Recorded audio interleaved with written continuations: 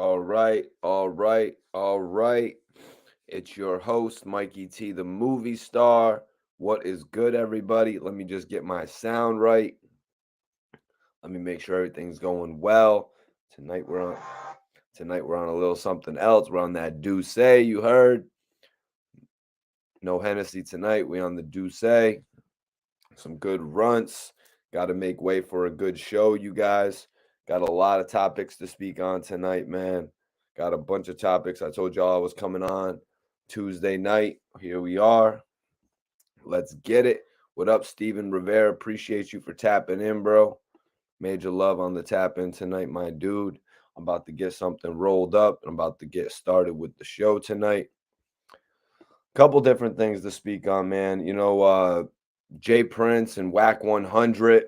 Pretty much all of the issues have been put on the line between these two guys. What up with my brother King Cash Beats? St. Louis is in the building strong. What is going on with you, man? I'm about to get something rolled up so we can get the show started right.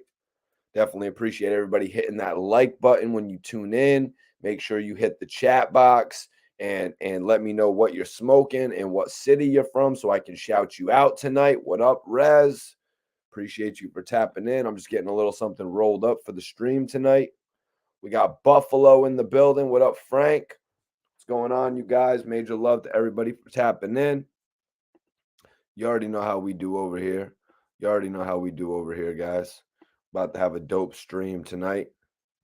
A lot of topics to speak on. As I said, we got a bunch of different topics, you guys. Heavily excited for all the hip hop that we're going to be talking tonight.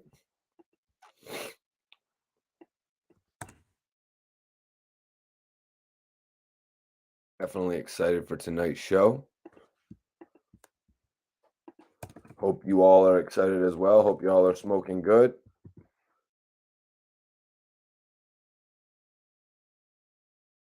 Hope everybody's smoking good, having a good time. We got to talk about Wack 100 and Jay Prince tonight. We got West Virginia in the building. We got Detroit in the building. We got New Haven, Connecticut in the building. Hell yeah. Hell yeah, that's love. Appreciate y'all for tapping in tonight. Baton Rouge. Major love to Baton Rouge. Okay. I'm about to get something twisted up, though, you guys. About to get something twisted up so we can get the show started right. Major love to Detroit. We got Detroit in the building. Frontline. Frontline Judah. What's popping with you, man? Everybody, if you're not subscribed, if this is your first time on the channel, make sure you subscribe right now. Randy Mack up in here. Salute to you, Randy Mack. I can only imagine what you're getting into tonight. Much love to everybody. I'm just getting some bud broken up. You know, I don't have a grinder on deck like that. I don't have a grinder on deck like that, so I usually use my hands. You know what I'm saying?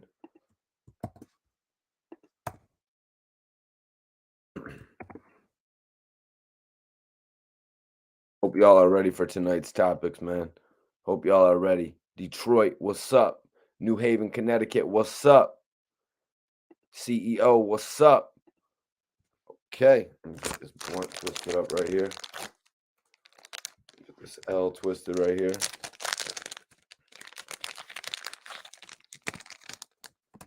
Let me get this blunt twisted up right here, you guys.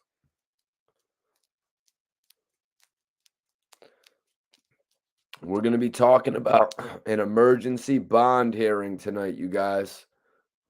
That's right. We're going to be talking about an emergency bond hearing tonight, among other things. Among other things. Got a lot to talk about tonight, you guys.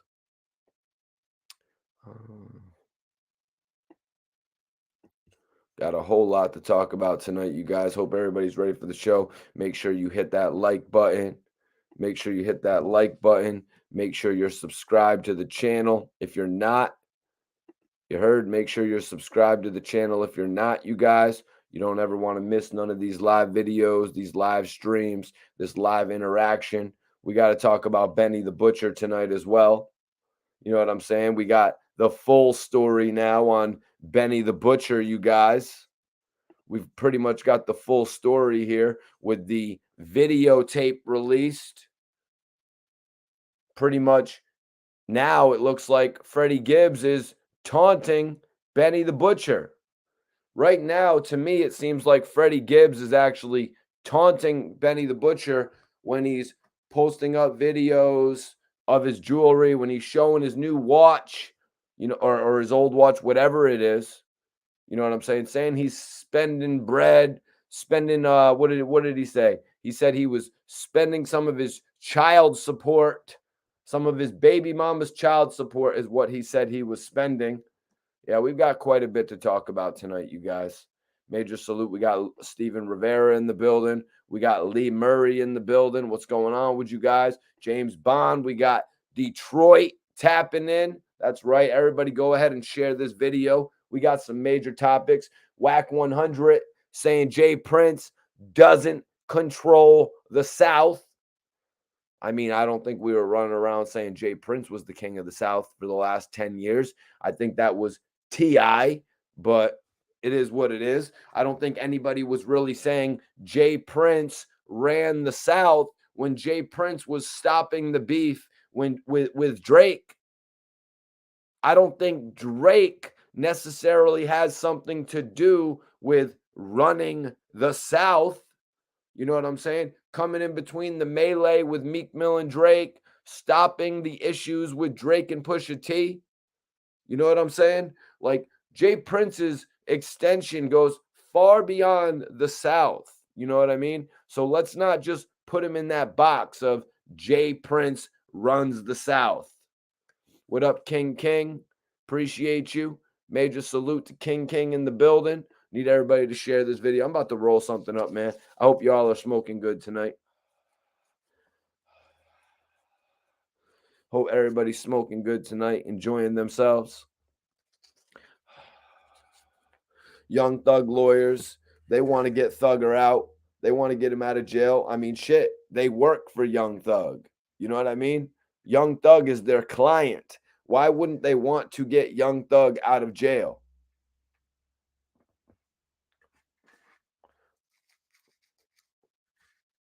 Those are the type of liars. Those are the type of lawyers that you're going to want behind you. You know what I mean? Not any lawyers that are going to beat around the bush.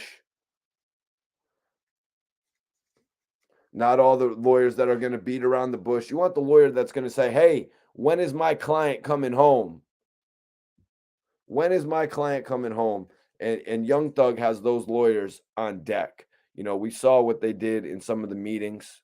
You know what I mean? We saw what they did in some of the, the virtual Zoom conferences when Thug was actually in court. Each time that we've seen them thus far, they've been asking for a release for Young Thug, to which they've been unsuccessful. But now the conditions are just being cited as really bad. We're going to get into that tonight a little bit. We're going to talk about Benny the Butcher. We're going to talk about Jay Prince and Wack 100.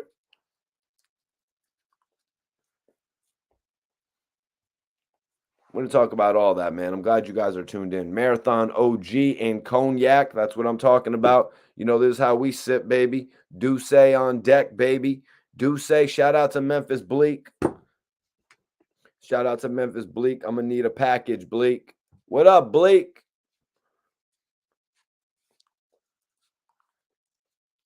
You already know how we do, man. We got a bunch of topics tonight, and we're going to interact with everybody. Let me see. Share this video, y'all. We'll get started momentarily. I just need to get this L rolled up. I just need to get this L rolled up so I can get started smoking. I'm not sure how the other bloggers do it because I'm too busy doing it. You know what I'm saying? I'm not sure how the other bloggers do it because I'm too busy doing it.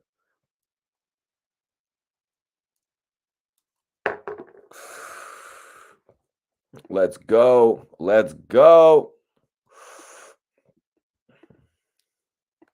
Damn, that's some gas right there. That's that runts right there, you guys. You know I'm smoking the best out of all these bloggers, man. That's that good runts right there, you guys.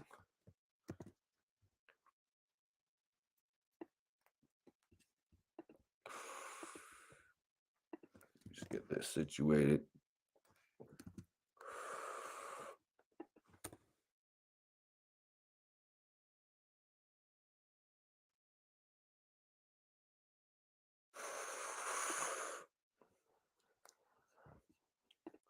Gone and rolled two, back to back. Nah, I'm good. I'm a smoke. You know, I always smoke. I always smoke one, and then I'm like, yo, I already smoked that L. It is what it is, though, man. You know what I'm saying? Sometimes you're just so eager to get to the L, you ain't gonna roll a couple back to back like your Jewels. What's up with you, Felix? I appreciate you for tapping in tonight. Appreciate you. Major salute, Frontline. Yeah, you know I got some of the official shit from the store. I don't really buy nothing else unless it's official nowadays, you guys. I don't really buy nothing else unless it's official nowadays, you guys. But Young Thug's lawyers are on a tear, you guys. Thugger's lawyers are on a tear. They're making quite a few statements. They want their client home. They want him home ASAP. They want Thugger home pronto, you guys. And is Thug coming home? Some people are saying Thug is coming home this week. Share this video, y'all. We're going to go over all the news. We're going to go over all the news tonight, you guys. What's up, Rico? Appreciate you for tapping in, man.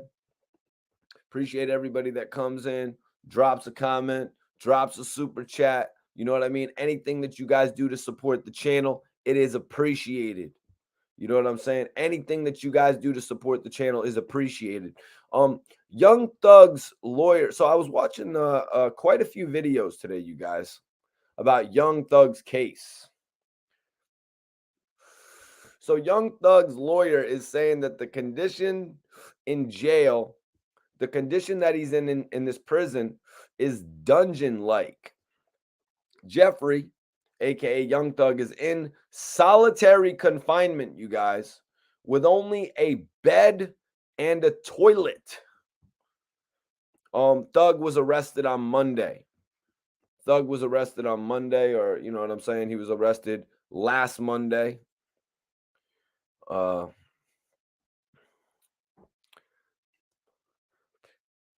But his conditions are pretty horrible, you guys. They're saying that he's pretty much only got a bed. He's only got a toilet. They're saying something along the lines of there's a light that keeps him up most of the night.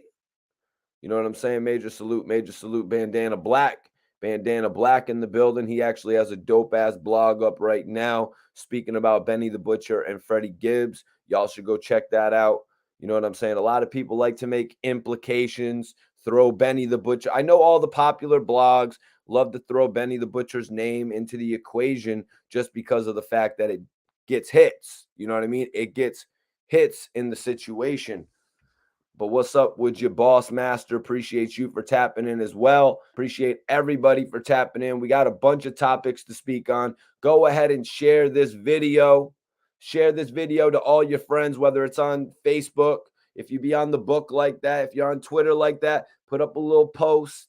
If you're on Instagram, put it up in your story. I appreciate all the support that we get to the channel, you guys. I try to come on here every night of the week, every other night, whenever there's a breaking news story. You know what I'm saying? And I want to give a shout out to them big boys that do say. You know what I'm saying? Let's give a shout out to the big boys that do say. You know what I'm saying? Major salute, my brother Memphis Bleak. I appreciate him for giving me that interview back in the day with Casanova. Free Casanova as well, you guys. So I was watching this lawyer speaking, seemed to be a lawyer. He was speaking about Young Thug's case. I had to take a couple notes because it seems like this lawyer is saying all the implications that the police are putting forth about Young Thug's music videos, about his lyrics, about the messages that he's sending. The messages that he's sending through the videos, you guys.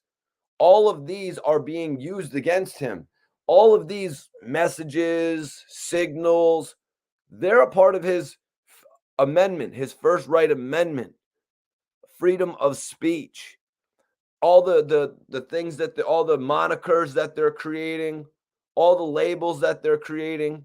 This lawyer broke down quite a bit to me that I think is going to help in Young Thug's case. So let me see here. So he first said that Georgia law allows someone to be charged with racketeering as well as participation in a criminal street gang. He said prosecutors will often point to using gang signs, things that are meant to send messages, recruiting. It's very problematic from a First Amendment standpoint. It can be words, lyrics in songs, social media. It can be the clothes they wear. That is all protected under the First Amendment. I have not seen a successful challenge to these Georgia laws that allow that kind of evidence to be used as evidence of a crime in a criminal trial. But I do think that's going to be problematic for the state. RICO stands for Racketeer, Influence, and Corrupt Organization. It started as a federal law targeting the mafia. Most states around the country have adopted their own state RICO laws with the same idea. Initially, it was focused on organized crime, but the law itself only requires the state to prove that some group of people are committing a pattern of other crimes under the RICO law. As long as you can show a pattern of 2 or more crimes committed by this group of people that are organized together, you have a potential RICO case. You see, that right there is pretty much the fundamental broken down of why so many hip hop groups have been charged in these type of crimes. That right there, if a pattern happens with a pattern of just 2 similar crimes, a pattern of 2 similar things between a group happens, that's when a RICO comes in. That's why this case that Young Thug had when he got pulled over before, I think it was the Jimmy Fallon show or after the Jimmy Fallon show, whichever it was, he got pulled over and they found him in possession of a substance. And they found him in possession of that, and they never finished their case. They left that case open, a felony case. I cannot believe Young Thug would allow his lawyers to leave him with an open case. You know what I'm saying? You guys know, I remember one time I got caught with some marijuana. And I was involved in some sort of a vehicle situation, you guys, where I got in a little accident, right? So I got a lawyer because they took my license. I found out when I got the bud charge 6 months later, I was driving with a suspended license. So I got a lawyer, you guys. And I told my lawyer, I said, listen, I can hire you for this bullshit marijuana case that you're going to make $1,500 off of. And it's a lick. You doing my weed case is a lick for you. But I'm only going to pay you this $1,500 or $2,000, whatever I paid, if you also get my license back. So I made an agreement with my lawyer that he would not stop working until he got done with the weed case and he got my license back. Young Thug to be paying these lawyers, what up, Brooklyn? Young Thug to be paying these lawyers this amount of money. I have no idea why he would leave an open felony case on his record while he's paying lawyers tens of thousands of dollars. That makes absolutely no sense to me, and it's what is catching up and biting him in the ass right now.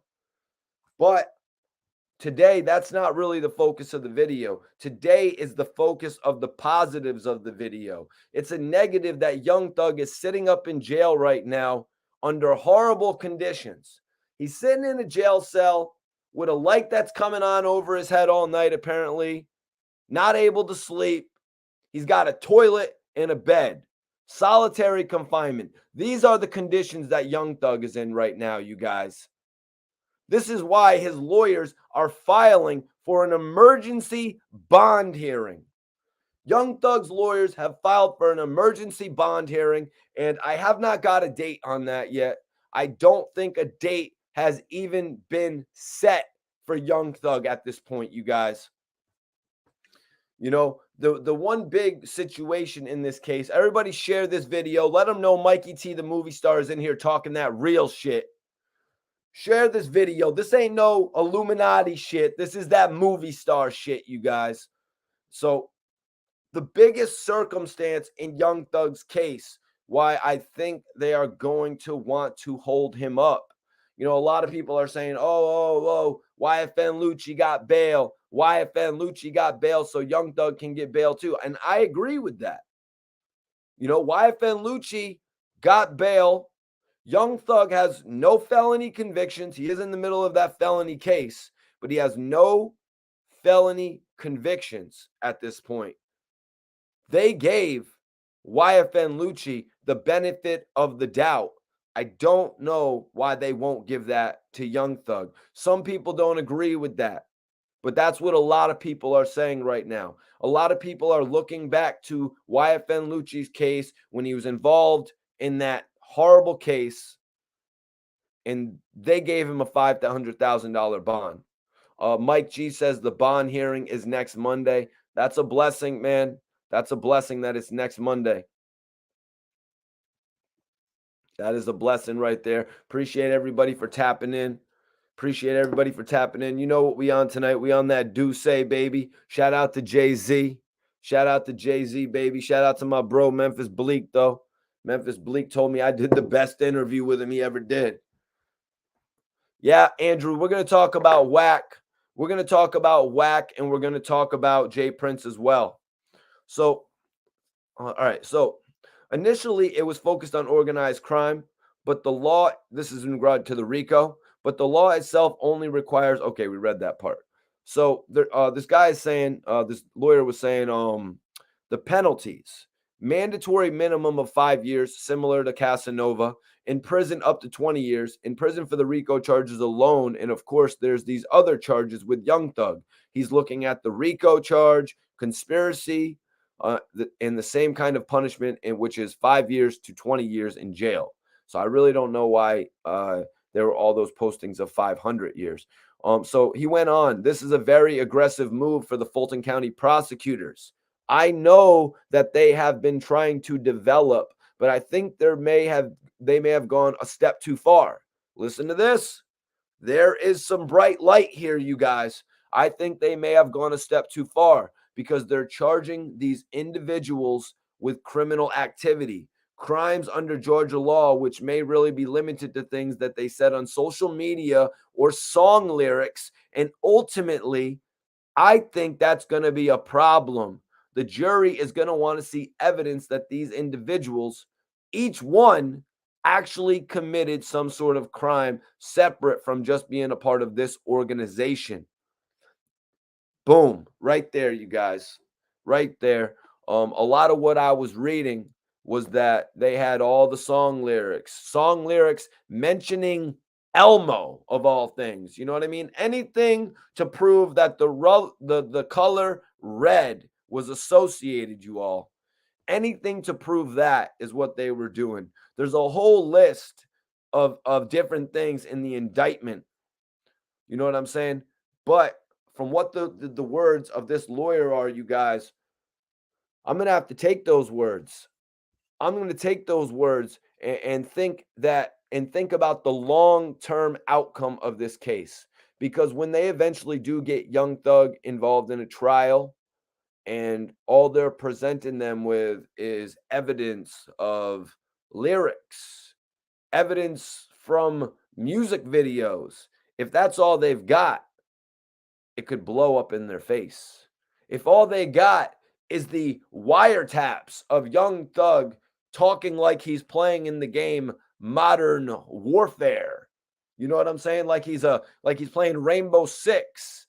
They're gonna need to go cross-reference some of those catchphrases from the video games, because honestly, I think they did a little bit of bad recording.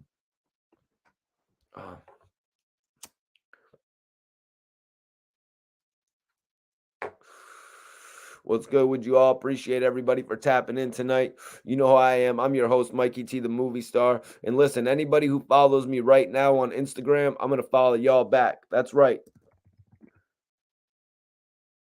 Whoever follows me on the gram right now, I'm following y'all back. Best believe. So I'm going to pin it up right now, and I need everybody in here to go follow me. I'm going to follow everybody back. So, is Young Thug coming home, you guys? Is Young Thug going to be coming home due to an emergency bond hearing? Or is Young Thug going to have to wait? Is he going to have to go the distance until he proves his innocence? You know, in some cases, it may go down like that. I don't know. Like Wack 100 was saying, he doesn't think that they're just going to up and decide that they made a mistake in 2 weeks. You know, he doesn't think that they've made a mistake here. So Young Thug's lawyer are saying that the conditions in jail are dungeon-like. Jeffrey, aka Young Thug, is in solitary confinement with only a bed and a toilet. He was arrested in an indictment that named 27 other people. So Young Thug's attorney is trying to get him out on bond. He's asking for an emergency bond hearing, and Thug is still in jail related to the RICO. So this was one of the statements that they made in regard to Young Thug's bond. Share this video, everybody. Let's go. I don't know about them other bullshit bloggers. I've got the discussion over here. We've got actual discussion over here. I don't know about them other bullshit bloggers, but we've actually got discussion over here. So this is what it read. This is an excerpt from the emergency motion for bond hearing filed Friday in Fulton County. So it says here, the Bible, the Torah, the Quran, the Vedas, and all like texts of humanity, as well as any person with a conscience, would understand that housing a human being, in this case, Mr. Williams, Mr. Young Thug, Mr. Thugger, Mr. Slime. Sorry, guys. Sorry about that. So under housing a human being under these conditions in America, in an original colony, when he has no prior felony record, denies any allegation of wrongdoing, has never been anything but cooperative, lawful, and peaceful with the authorities, and it's presumed to be innocent, is wrong, unlawful, and unconscionable, or however you pronounce that word. But yeah, you know, they do have a point. They do have a point. I mean, they're not just coming out here and being like, hey, you guys let YFN Lucci out. You let YFN Lucci out up until it turned into a major indictment. You know, they're not using little petty tactics like that. They're actually coming at this the proper way, you guys. I think it's only a matter of time before Young Thug is free. You know what I mean? With lawyers like this. You know what I'm saying? With lawyers like this, I think it's only but a matter of time. So in the Friday motion, the lawyer Steele says the rapper was lawfully exercising his freedom of speech and expression in his profession as a music artist in his recordings. Yeah, I really don't. That right there. That right there, you guys. I'll read it once more. But let me give a major shout out. Let me give a major shout out to James Brown with the $10 super chat, bro. That's love. That's love right there, bro. Definitely appreciate you for tapping in. I'm going to put a poll question up right now.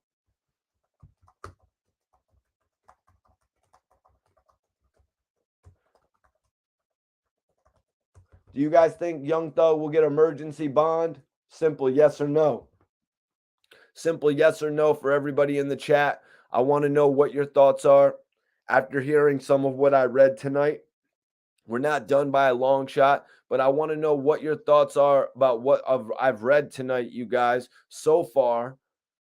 Personally, I think it's a long shot that Young Thug gets out on this emergency bond because of the fact that there are other people from the indictment still at large, you guys. I need everybody to share this video. Let's get 300 people in here. Let's get 300 people up in here. Share this video, y'all. So because of the fact that there's other people still at large in this case, I think that's going to be the main reason that Young Thug doesn't get out. Now, what I am more hopeful for is the case falling apart. You know what I mean? They may have a case against several individuals listed in this 28 people, but I believe that honestly the artist got tied up into this situation based on affiliation. You know what I'm saying? That's what I believe to be the case. That's honestly what I believe the case. And I'm not trying to throw anybody under the bus, but I'm just saying, look at what we have witnessed in the past. They have arrested G Unit rappers in the past. Prodigy, rest in peace, even said this in an interview. When he was arrested, the feds, the police asked about 50 Cent. You know what I mean?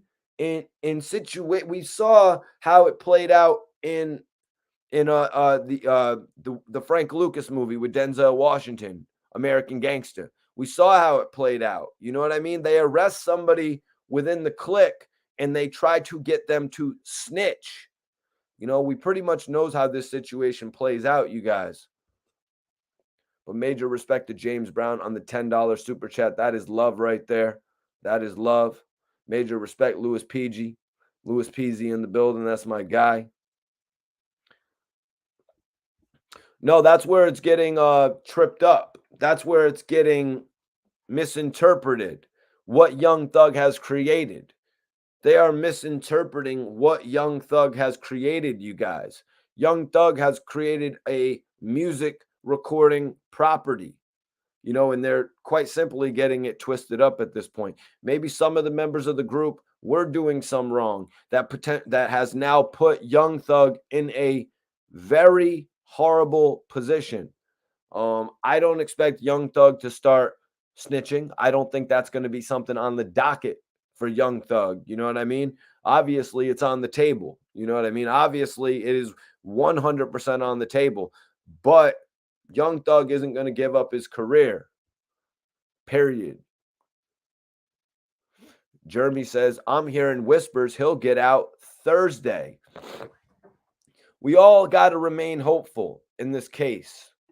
It's a really sticky situation because of the fact that Young Thug was arrested before everybody else. You know what I mean? A lot of the guys have not been taken into custody at this point in time. They kind of feel like if Young Thug gets out, he will actually hinder the investigation. They're kind of feeling like if Young Thug gets out of jail, he's going to be in a position where he can dole out money.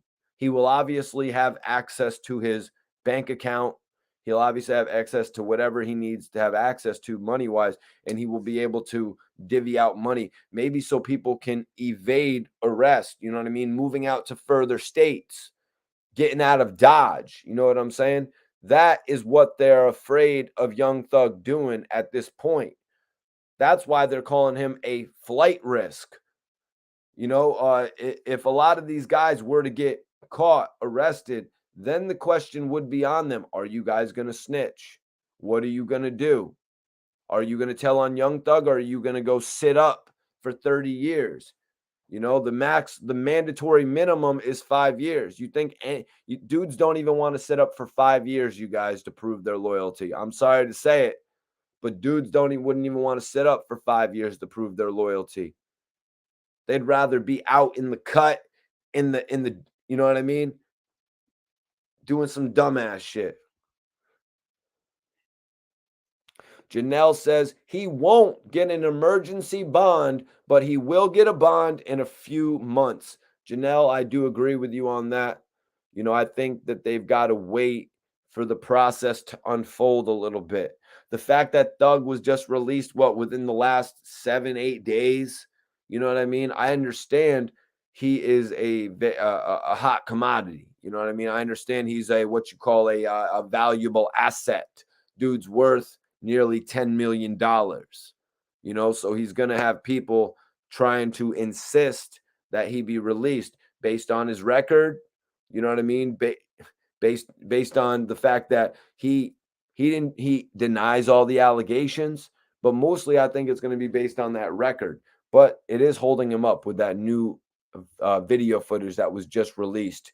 There was the body cam footage released of Young Thug basically saying some shit like, I want to go home to my kids. I want to go home to my kids and this and that. Well, bro, I'm sorry, but you're not going home to your kids that night when you get caught in a vehicle riding around with a briefcase full of hard shit. You know what I mean? Like that is not the night that you're going home. I'm sorry. You know what I'm saying? Like just because like it was like I was watching this guy, the Jimmy Usos, getting arrested for a DUI, and he thought he was going to get out of a DUI just because he told the cop he was a professional wrestler. It's like, no, it doesn't work like that. You know what I mean? It does not work like that. Look what happened to Joel Santana when he went to the airport.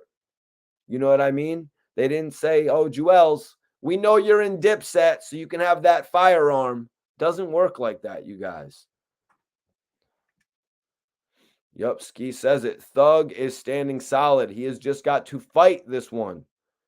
One Tunk Baby says he ain't getting that bond. He ain't getting that bond, y'all. Underground West says doing time comes with the territory. If you guys are not subscribed to this channel, subscribe right now. Make sure you hit the notification bell so you never miss one of my interviews, one of my live videos, you guys. Thugs people said to weaponize these words by charging overt acts to support a supposed conspiracy is unconscionable and unconstitutional, pursuant to the First and 14th Amendment, rights under the United States Constitution. This is what the motion states. Williams' lawyers filed a motion for bond on Tuesday, but have yet to receive a date. The failure to schedule a bond hearing for this innocent man, coupled with the inhumane and unconstitutional treatment of Mr. Williams, mandates that this honorable court grant bond until a hearing can be held. Do you see what I'm saying right there, you guys? Do you see what I'm saying? Young Thug's lawyers are coming at this case extremely heavy. They said, okay, well, this unconstitutional treatment, the failure to schedule a bond hearing for this innocent man's coupled with the inhumane and unconstitutional treatment mandates that this honorable court grant bond until a hearing can be held. Do you see what they tried to do there, you guys? They tried to get him bond until a date could be settled to determine if he could be ripped off of that bond. These lawyers are working for Young Thug's best interest. We don't normally see this in different cases. You know what I'm saying? Because we don't see that many A-list rappers tied up. You know what I'm saying? We don't see that many A-list rappers tied up in cases like this. And I'm not calling 6ix9ine an A-list rapper. He obviously wasn't. He stood in defense of his case for all of a week, 2 days. Young Thug is an A-list rapper going through it right now. We're seeing how an A-lister goes through this shit, you guys. He goes through it with lawyers. We all witnessed how Dark Low went through this, and AR Rab, guys who do not have the financial ability that Young Thug has, you guys. Young Thug is in a position, and he's going to use it. I've commended Dark Low on many, many occasions on the way that he gets his paperwork filed. The fact that he got his paperwork filed in a precise amount of time, that's what led to him to getting his when he got let out on a compassionate release. You have to be smart about filing your paperwork when it comes to your appeals, when it comes to anything. And that's what Young Thug's lawyers are doing here. They said, we don't have a date for you. Well, you need to set up a bond, a bail for this guy until you have a date. Yeah, the system works a lot different ways. We saw Pooh Shiesty go through this same situation, you guys. Pooh Shiesty was found guilty, and I want to say Pooh Shiesty was found guilty in January, somewhere around there, and his bond hearing wasn't until like 3 months later. Pooh Shiesty asked for a pre-sentencing bond. You know what I'm saying? Everybody share this video, man. Mikey T, the movie star in here. So if convicted of RICO charges, Young Thug could face up to 20 years in prison and get this, a fine of $250,000. But in addition to the charges listed in the indictment, Young Thug is facing 7 new counts stemming from his arrest and the subsequent search of his Buckhead home, you guys. Now, authorities said that those charges include drug and weapons possession, as well as 3 more gang-related offenses. Now, you guys better buckle up your seatbelts for this one. Buckle up for this one, you guys, because we're about to get into what the warrant alleges. That's right, you guys. Wow. Young Thug has more chronic than me. Young Thug has more chronic than me. The warrant alleges, so where is that? Oh, I'm sorry, you guys. The warrant alleges that police found nearly 1,300 grams of that sticky green. You guys. Let me light up for that one. 1,300. Woo! So that's like 4, 8, 12. That's only like, that's less than a P. That's actually less than a P, or is that exactly a P? But 4, 8, 12, 16. Yeah, it's not a P completely, but he had just about a P.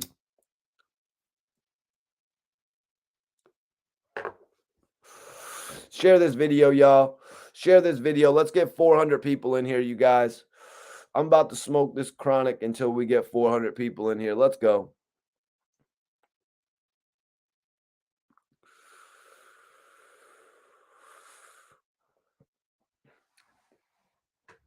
Share this video. Share this video to all your friends on Twitter, on Facebook. Tell every single one of your friends on Facebook who Mikey T the movie star is. Tell them that I'm the hottest blogger out here.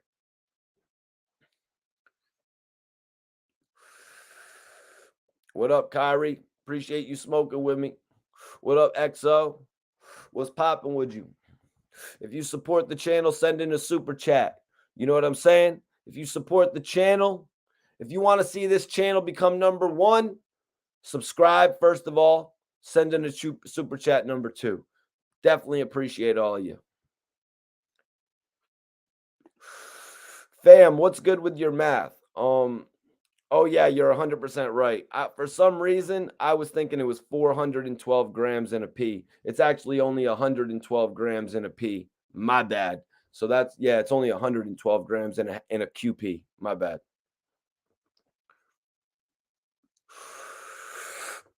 I was thinking a QP was 412. Yeah, a QP is 112. My bad. Okay. Let me get your in sync loving ass out of this chat. Yeah, I messed up that one. I had forgotten, man, that it's actually 2 O's is 56, 4 O's is 112. Then if you want to do a P, you just 112 times 4, which someone said in the chat is 448. Then if you want to go into the 13, so you would pretty much go 450, 450, 450 and 450 is 9, right? So then he pretty much had 2 and another half or something like that. Mikey T versus Academics. Academics acts like I don't exist. What are you talking about? Academics acts like I don't exist. You know what I mean? It is what it is, though, man. If he doesn't want to cover my story, it is what it is. Kyrie says, "Are you a Cali or an East Coast guy?" I'm from Connecticut, so I'm an East Coast guy. Yep, I'm an East Coast guy. But let's get back into this because so the warrant alleges that the police found nearly 1,300 grams of marijuana. My bad, I'm smoking on runts. For some reason, I was thinking there was 400 G's in a QP. Tricky shit. 31 bottles of that promethazine. 6 gats, including a 9mm Glock, equipped with an illegal convert switch.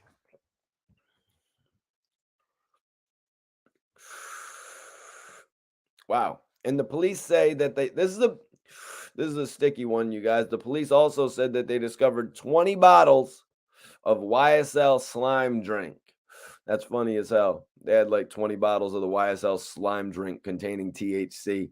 Nobody was really trying to drink that. They were like, yo, give me some of that purple drink, man. I don't want none of that slime drink, man. I don't want none of that slime drink. Give me that purple drink, is pretty much what they were saying.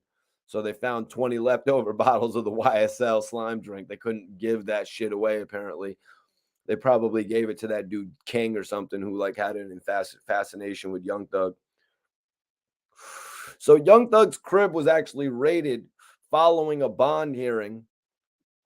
And then they went back on another raid and they found silencers, drugs, and like I said, 7 new charges were brought up.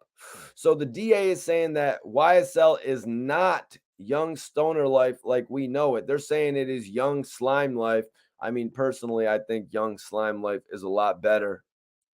I think it's a lot better of a title, to be honest with you. Young Stoner Life was kind of lame back in the day. What up? What up? What up?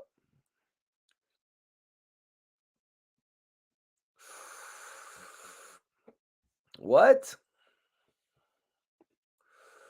That's cool for you that you don't smoke no more. What up, What up? What up, Retro? What up, Shelton? 717 back up in here. Damn, Shogun. Damn, that sucks, bro. I feel for you, man. I feel for you, bro. Um, so also you guys, after yesterday, or after Young Thug's backyard got dug up. They were going through his walls.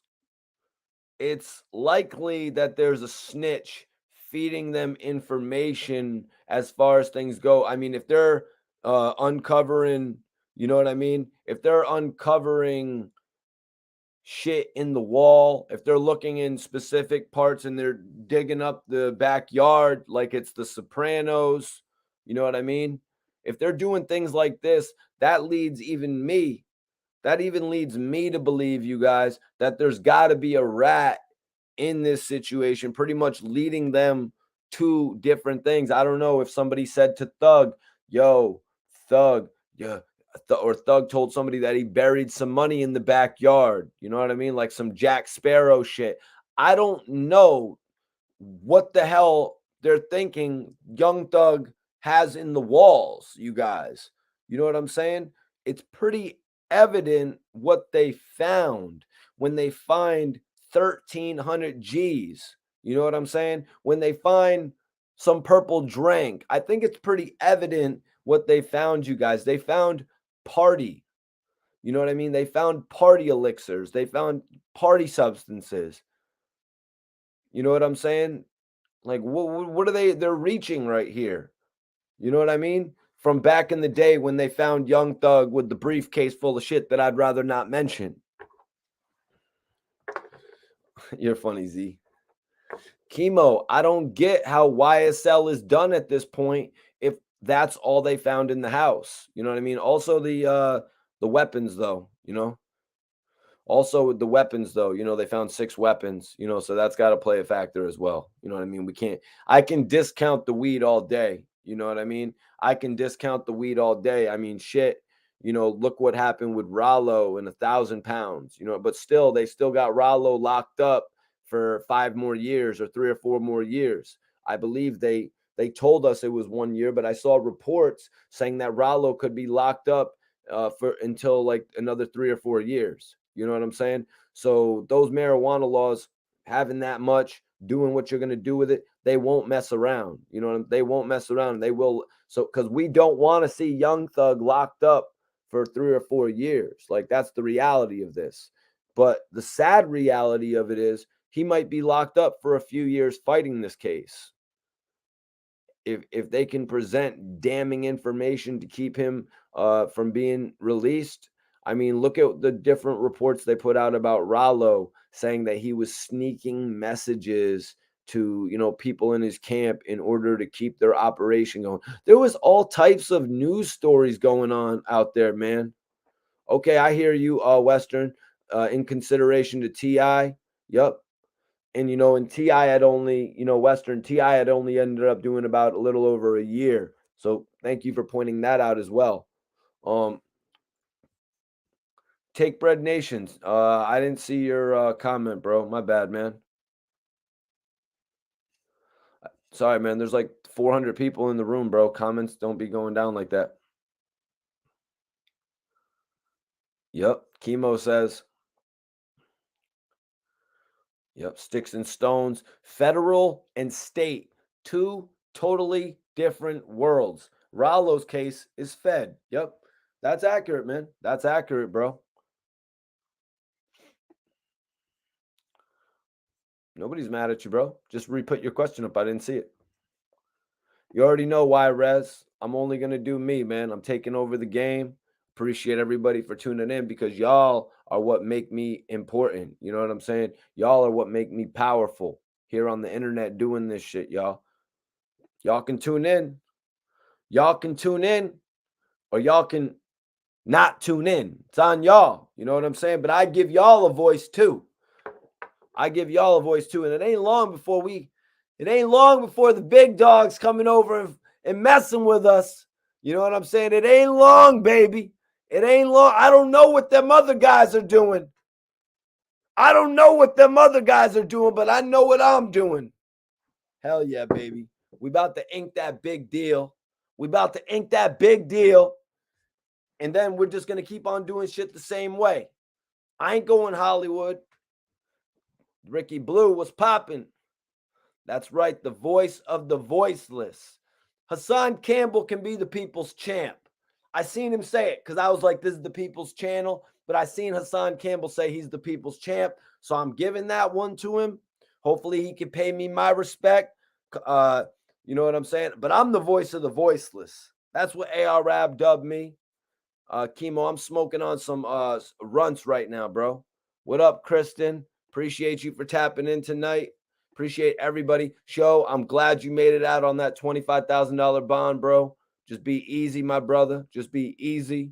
You know what I'm saying? What up, Factory? What up, Factory? So Justin Timberlake definitely had a bigger solo album than the guy Nick Carter from the Backstreet Boys. You know what I'm saying? He took off in the pop world. The other guy from the Backstreet Boys never went nowhere, man. Nick Carter. Justin Timberlake is, pretty much the biggest thing when it comes to pop music. Sup, would you E? What's up, would you E? What up, Sean Bag Life? I see my brother 87 GC.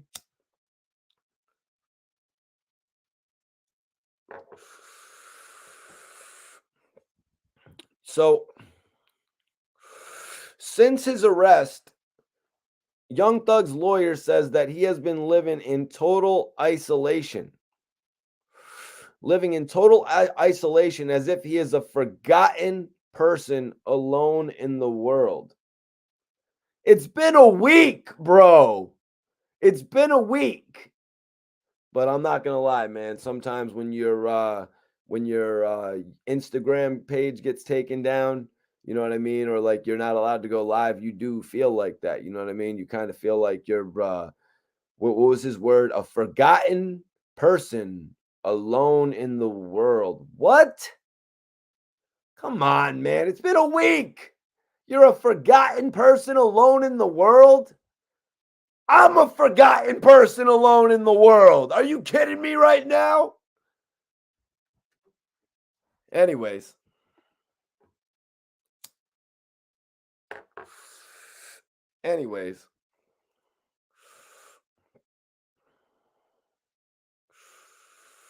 I wish you luck, Caleb. You're going to knock it out, bro. Ooh, Janelle, I see what you're saying. Yup, YFN Lucci and Young Thug. Man, YFN Lucci was always trying to make Young Thug like out to be like he was not nothing. You know what I mean? He made it. He's like Young Thug. Wait a minute, that dude ain't this. That dude ain't that. So listen, you guys, for everyone tuning in, the failure to schedule a bond, Thug's lawyer said, this is what the motion said. The failure to schedule a bond hearing for this innocent man, shout out to Cassidy, coupled with the inhumane and unconstitutional treatment of Mr. Williams, that's Young Thug, mandates that this honorable court grant bond until a hearing can be held. is what the motion said. Now, Wack 100 spoke a little bit about YFN Lucci. Might hold off on that.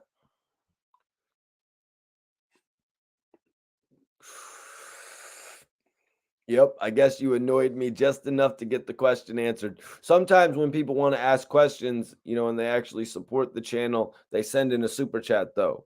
You know what I mean? Just being real. Caleb, yeah, man, just be good. Be real with it, bro. Hold it down, man. Hope everything is good for you, man. Like I said, knock that shit out, bro. And let us know how everything goes.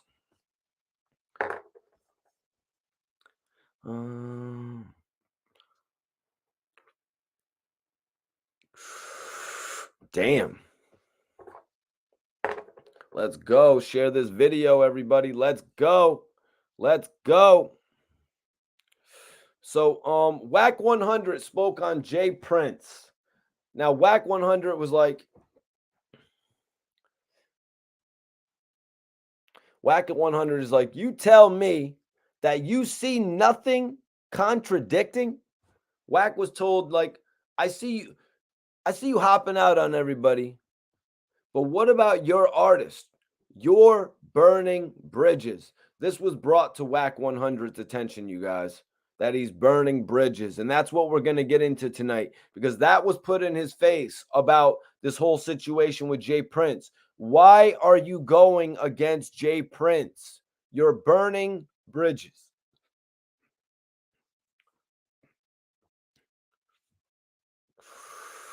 I appreciate you, Ace Wonder.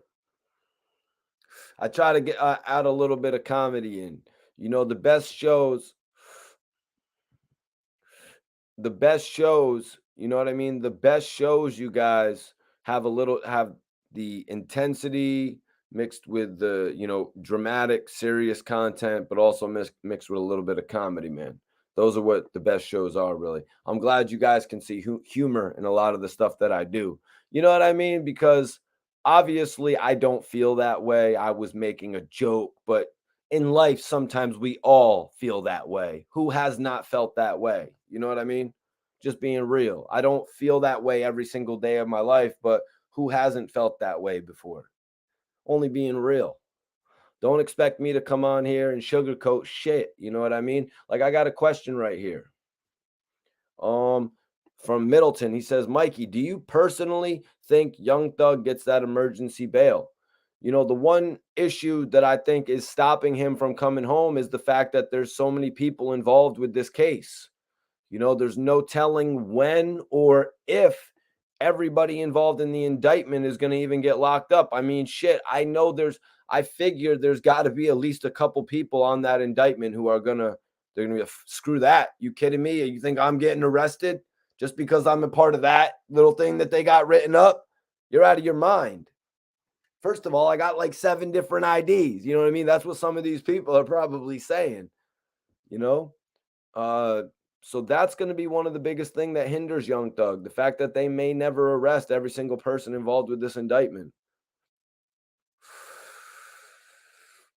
A lot of iffy situations go on here. Just like a month before that, or however long before that, Young Thug and Gunna went and posted 30 different people's bail. That had to put them on that right there had to put them on the radar. You know what I mean? That right there had to put them on the radar. I don't know what it's a nice gesture. Don't get me wrong. You know what I'm saying? These things that these guys are doing, it's a great gesture, but I don't know what the hell they were thinking doing that. And also, we don't know everybody that they bailed out, you guys. There could have been people that they bailed out that are potentially connected to them in ways. Like, they could be doing some offy shit, like Kodak Black going to a store and pretending he doesn't not a felon and buying some shit at the store. You know what I'm saying? Like, that's offy. You know what I'm saying? Like, don't you put yourself in a position doing shit like that. You ain't going to see me putting my career in jeopardy over dumb shit like that. And I'm not even at these Kodak Black and Young Thug levels. I'm not at these Steve Will Do It levels where you're getting $60,000 and shit, like $70,000, $80,000 for shit. And I still won't put myself in jeopardy like that. Like, come on, man. We as the audience expect a little bit more. You know what I mean? We expect a little bit more for some of these guys. If you would have asked me 6 months ago when Charlemagne was on the Breakfast Club apologizing to Young Thug, telling him, damn, it turns out I was wrong. It turns out I was wrong in that you were going to be the one that outshined or not outshined, but outlived Rich Homie Quan. Charlemagne finally apologized to Young Thug about that. And now it looks like Charlemagne was wrong. You know what I mean? Now it looks like Charlemagne was wrong. Is this the reason that Rich Homie Quan stepped out? Maybe it wasn't all the rumors about, oh, is that are they together? Maybe it wasn't all those rumors. Maybe it was the reality of what Rich Homie Quan saw. You know what I mean? Sometimes you can get in this business, but you can't get away from some of your older friends. You know what I mean? Sometimes that could be a harsh reality of it. But the reality, I mean, shit, we all know who we saw that from. We saw that shit from 50 Cent and Bang 'em Smurf, right? We saw that shit happen with 50 Cent and Bang 'em Smurf, you guys. You know, it's on the major artist to help change his friend's life, though. You know what I mean? I know I'm in a position where I'm Mikey T, the movie star, and everybody that I got around me, I got to make them feel like they're the same as me. You know what I mean? That's how you're supposed to make your group feel. Like 50 Cent made Lloyd Banks, Tony Yayo, Young Buck, and the Game felt. He made them feel like they were at the top of the world right alongside him. That's how you're really supposed to do this shit. Todd Armstrong, what's going on? What's going on?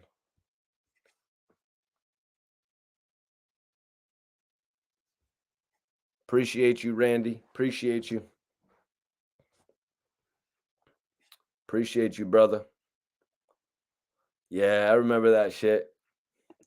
Todd says Young Thug is and always been a real stepper. I remember he actually said that. What was that on the $1 Million Worth of Game podcast, or was it somewhere else where he was talking about how Lil Wayne disregarded his dap, you know what I mean? Or slapped his hand really quickly, you know what I mean? From the first time ignoring it to the second time slapping it really quickly. And then Young Thug said, yo, man, he would like, I would feel away ever just touching your hand again. He's like, yo, my feet hurt. I'm a real stepper. You know what I mean? That's what Thug said. And, you know, I felt that shit. I felt that shit right there. All right, bro. Now your ass is getting put in that timeout, asking me dumbass Vanilla Ice questions. I got people asking real questions and shit in here. So let's get into this. So, like I said, Wack 100 was told, what about your artists? You're burning bridges. You know what I'm saying? Wack is like, Jay Prince isn't no bridge to me. I ain't never had to do no business with this dude. Jay Prince ain't no business to me. I don't care about doing nothing with Rap a Lot. That's what Wack 100 said in regard to Jay Prince. So he was asked, he was like, you tell me, Wack asked, he's like, you tell me what bridge I'm burning. Give me one. So this dude replied, he's like, yo, you're burning your artist bridges. You know what I mean? You're actually burning the bridges that your artist could use. I mean, personally, we all saw what happened when 6ix9ine went to Texas and he disrespected Jay Prince's son when they were in the shoe store together. I mean, they saw each other, they talked there, but they ended up having issues in Texas that night where 6ix9ine couldn't even perform. So South by Southwest, big market for your artists. Big market for your artist. Going to Texas is a big market for your artists. Going against Jay Prince, you don't need to characterize it as the whole South. We'll get into that in a second.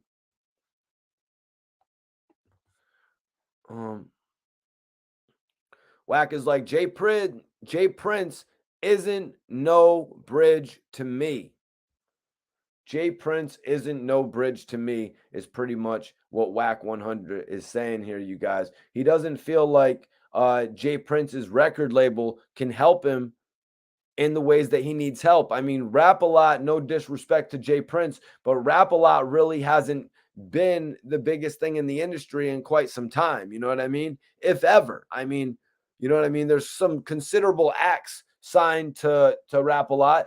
And also Jay Prince has done a lot for a number of artists when it comes to them getting out of jail, when it comes to letting them use Rap a Lot as you know, I believe when Hot Boy Turk got out of jail, he was telling me he was associated with Rap a Lot.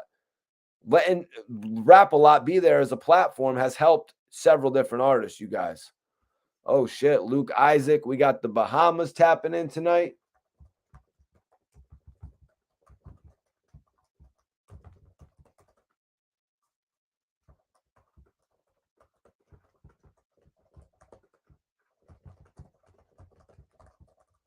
I'm about to check out the poll, but that's dope. We got the Bahamas in here. That's crazy. That's love, man. Appreciate everybody tuning in, tapping in from whatever part of the country you're in. Let me know in the chat, and I'll definitely shout it out. You know what I'm saying? Let me know in the chat, and I'll definitely shout it out. Oh my God, Shogun says it right here. Look at this. Blueface. Blueface is about to be the one that suffers from this. This is what this dude was trying to ask Wack. Wack is like, you tell me what bridge I'm burning. Give me one. You're burning your artist bridges. Wack asked, with who? You said I'm burning a bridge. With who? What bridge did I burn that I needed to do business? I'm asking. Can you answer the question? With who have I burned a bridge that I need for my artists? Can you answer the question? And the dude responded, you're burning bridges, homie. Talking that dumbass shit. Wack is like, hey, listen. Can you answer the question? What bridge did I burn that I'm going to need for my artists? Wack just kept on asking the same question to this dude, man. The dude said, you're talking about this man, that man. Wack is like, who let this man or that man? See, don't come on here and mess with Wack if you haven't thought it through. A lot of people will want to jump onto, a lot of people want to jump onto Clubhouse with Wack 100 and just diss him straight up, but they really won't be ready for it. They're really not ready for it, you guys. They are seriously not ready for it when it comes to Wack 100. Because Wack is going to go in there. He's going to ask you questions that you can't necessarily answer on the spot. He's going to have you looking crazy on the internet. You know what I mean? You got to be willing and ready to go. Like to say, what do you mean? You burned a bridge with Jay Prince. Look what happened to your boy. Look what happened to your boy when he came to Texas. He got ran out of Texas. Well, my boy don't have that type of security around him now. Now he's got real people around him. You got to be ready to go to bat when you're going to jump on there and go against Wack 100. And that's pretty much what he's saying here. This is not new to me. I am not a rapper. So we ain't going to get away with it. What bridge did I burn? You said something. Now, what bridge did I burn that I need for my business? See, Wack is putting it in that format where it's kind of hard to answer, where he's kind of trying to intimidate you, where he's kind of trying to make him feel like he's bigger than you. It's like, okay, well, how about when Blueface or your other artist from Cash Money West go out to South by Southwest? What you mean? They're going to be good. He'll just have a quick answer like that. So Wack also gave him a chance to cop out, though. He's like, why don't you just say you didn't mean to say that? Why don't you just say you didn't mean to say that? You said that I'm burning bridges when it comes to my management. So Wack pretty much wanted an apology. Wack pretty much wanted an apology from this dude. Said this dude is like the South. Wack replied, Jay Prince does not control the whole South when it comes to music. I'm sorry, but Jay Prince does not control the whole South when it comes to music. Are you telling me that nobody in the South will do business with me because of Jay Prince? Dude responded, man, you talking about Trick. I don't need to do business with Trick, Wack said. Let's go to the second one. Who's the second one you brought? Trick? You brought his name up. I'm talking about Houston. I'm talking about Jay Prince. I hate when you do that. I said Jay Prince. Wack, you came back on here once again. Tell me what bridge I burned. And then the dude is like, your pass is revoked. Why every day you come on here talking about people? And Wack is like, you came on here saying some shit and you can't stand on what you're saying. You said, wait. So if a dude says something about you, what you gonna do? Tuck your tail? If a dude says something about you, what are you gonna do? The dude said, that man doesn't have your name in his mouth. So Wack tried to put him in a position where he's like, if somebody talks about you, what are you going to do? Well, it's obvious what you're going to do. If somebody talks shit on you, you're going to respond. But this dude came back with some fire on this one. The dude said, that man doesn't have his name in your mouth. That man doesn't have your name in his mouth. And Wack responded, are you crazy? Are you crazy? Are you crazy? Are you crazy? You came on here. Hold on. All right. You sound crazy. You don't know what you're talking about. Then there's no sense in me and you talking. So Wack pretty much ended it there when the dude didn't realize that Jay Prince had come on the internet and said several things about actually Wack 100. You know what I mean? Wack is going to get into it here because Wack actually had another video where he was explaining how all the beef with Jay Prince actually started. He basically, somebody in the clubhouse tried to shut it down. Like, bro, Wack already explained it. Wack already explained it. You know what I mean? But in all reality, now that we're a few days removed from it, Wack is really going to get into some detail about it that we're about to talk about right now. What is going on? Remember when you log into my chat, you always put that star up. That's my emoji, you guys. Put the star up if you mess with Mikey T, the movie star. Damn. Okay, let me put a new vote in the chat. We got to change the poll. So it looks like, do you think Young Thug will get an emergency bond? 65% of the people say no. That's very unfortunate, you guys. If anybody wants to vote, I'm going to give you about 30 more seconds to vote. Do you think Young Thug will get the emergency bond? Do you guys think that? What do y'all think? Yes or no?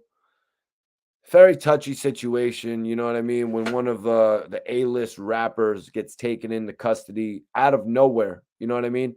Thug was taken into custody pretty much out of nowhere. I believe I heard an interview. He was coming from some country. I can't remember the name. If anybody in the chat, what country was Young Thug just coming back from just before he was actually taken into custody?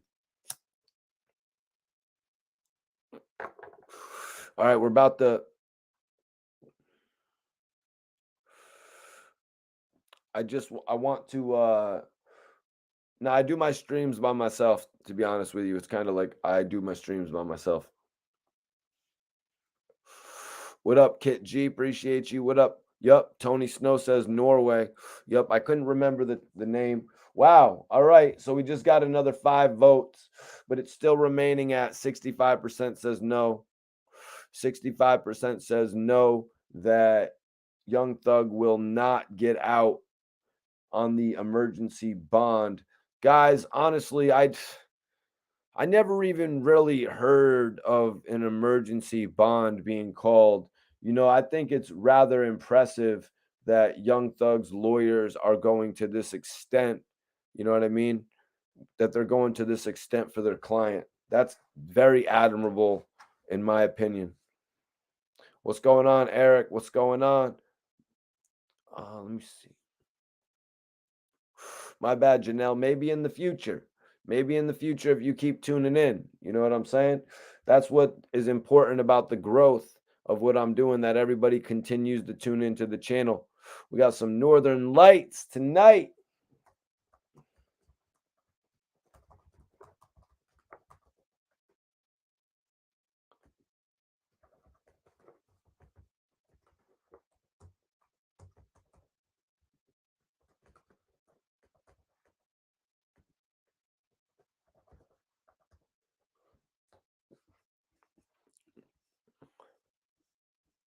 Hold on 1 second.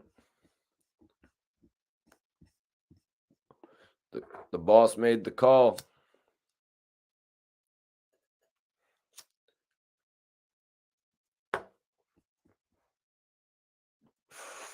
That's Iceberg. He's the godfather of the chat, y'all. Put some respect on Iceberg's name as well.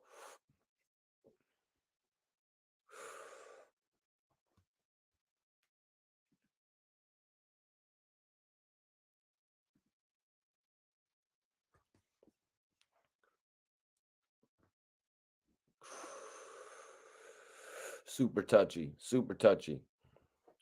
Nightman, I'm mixing northern runts and sour. Nice. You might northern runts and sour. Okay. So Wack 100 explained why J Prince got mad. He said J Prince got mad because I wouldn't let him extort and intimidate an elderly woman over Larry Hoover footage. A person that a person that put together, I don't know how she pulled off what she did. She went to the government, and I think she was doing some work, something she was doing somehow, some way. She was dealing with the government, got the government to call the penitentiary to get her access to Larry Hoover. So access was granted to Larry Hoover. Wack continued, her and Larry Hoover had been in correspondence by letter, mail. She went in there, she interviewed him for 3 days straight, 2 hours a day when I started doing business with Kanye. So that's right, Kanye West, you guys. So Wack is going to bring up Kanye West here because everybody knows that Kanye actually did that tribute show to Larry Hoover. So there's got to be a big bag here for Kanye. Big yay. You know what I'm talking about? But listen to this, you guys. Her and Larry Hoover had been in correspondence by letter, mail. She went in there, then she went in there and she interviewed him for 3 days straight for 2 hours a day. So, guys, that's actually 6 hours of content of Larry Hoover. Then Wack said, when I started doing business with Kanye, when I seen Kanye on this Larry Hoover kick, I let Kanye know this lady had this footage and you maybe want to do something with her and y'all can lock in. Do something together.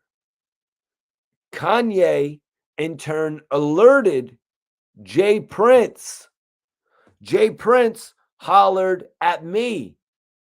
His disposition was effed up since the beginning. He's like, yeah, she need to chance that. I said, whoa, whoa, whoa, that's her shit. So guys, get this. When Wack 100 brought the Larry Hoover footage to Kanye West's attention, right?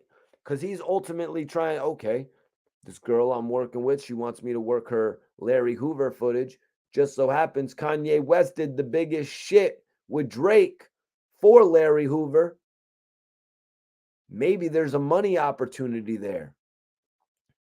Maybe there's a bag there. You know what I'm saying? Maybe there's a bag there, you guys, in this situation. Maybe there's a bag for me managing this Larry Hoover footage. And plus, it's 6 hours worth of content, you guys. I can't imagine that Netflix wouldn't want to pick that up if it was put together properly. So Wack went on, right?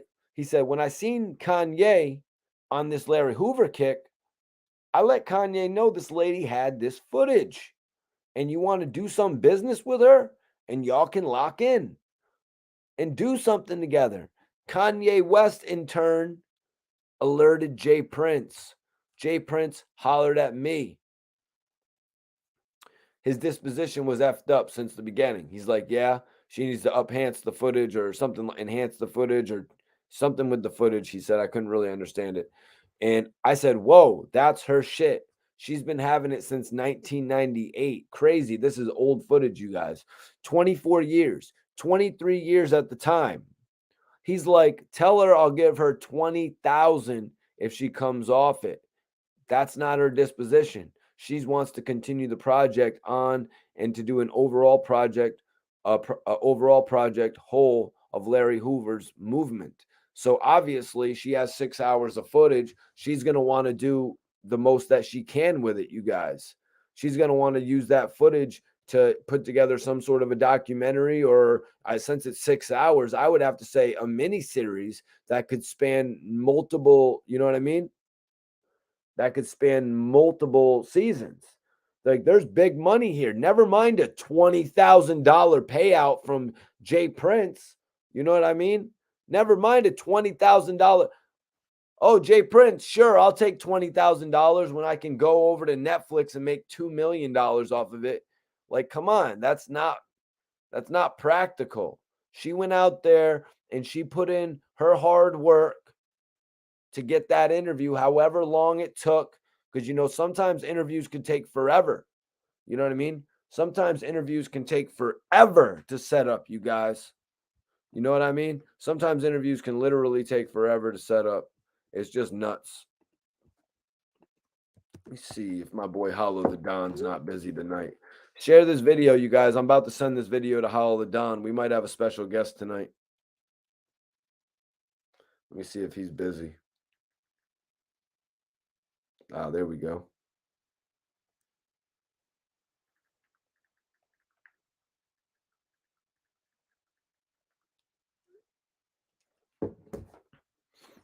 Appreciate you guys supporting my hard work. Ah, Tony Snow bringing up a big thing right here. But if you could free Larry Hoover, why hold it hostage? Kind of lame playing on that man's freedom. Well, that's what we got to speak on. That's what we got to speak on. Because in all honesty, you guys, Wack 100 says that's not the case. Listen to what Wack said here. Her whole movement is prison reform.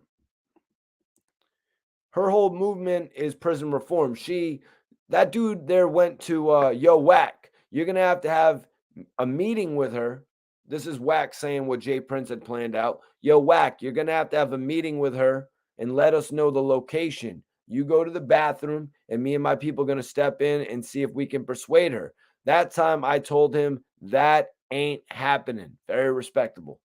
That can't happen, and that's not going to happen. So then he went for whatever reason and put up the video saying me and that lady forged Larry Hoover's signature, lied to people saying that we got information on this footage that will free Larry Hoover, and we never had any knowledge that he said that he never had any knowledge that I was working with the lady. So I responded and put out all the text message history, which shows Jay Prince going through me to attempt to get shit done with the lady. Me attempting to get the lady to talk to him direct, and she's not wanting to talk to him direct. She's telling him the only reason why this shit is happening is because of you. None of you one time went over there and questioned, though, man. Y'all got it in your head that he's the boogeyman. Wack is saying that all these people on Clubhouse have it in their mind that Jay Prince is the boogeyman. Oh, no.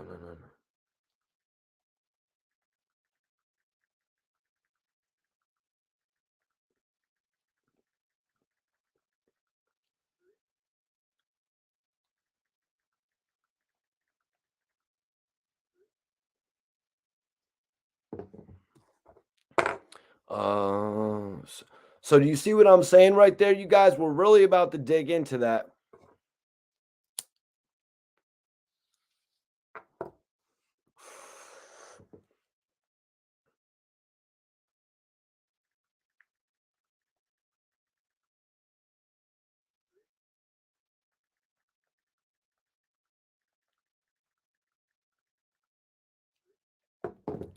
Yep, I'm talking to Hollow right now. You guys share this video, you guys. Let everybody know how Hollow the Don might pop onto this stream. But let's get into this because people are asking y'all, like, what's up with this information about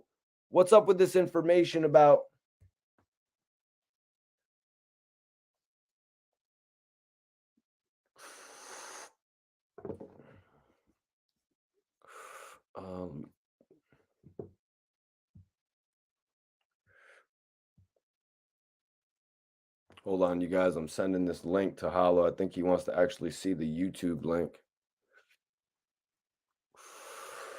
Let me see if I could copy the link right here. Boom.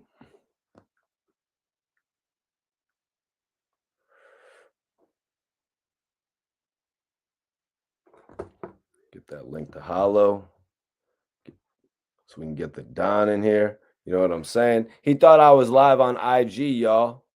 He thought I was live on IG, actually. Let me just make sure. Yo, Hollow, just no music on the stream, bro. What's good with you, bro? I'm just rolling one.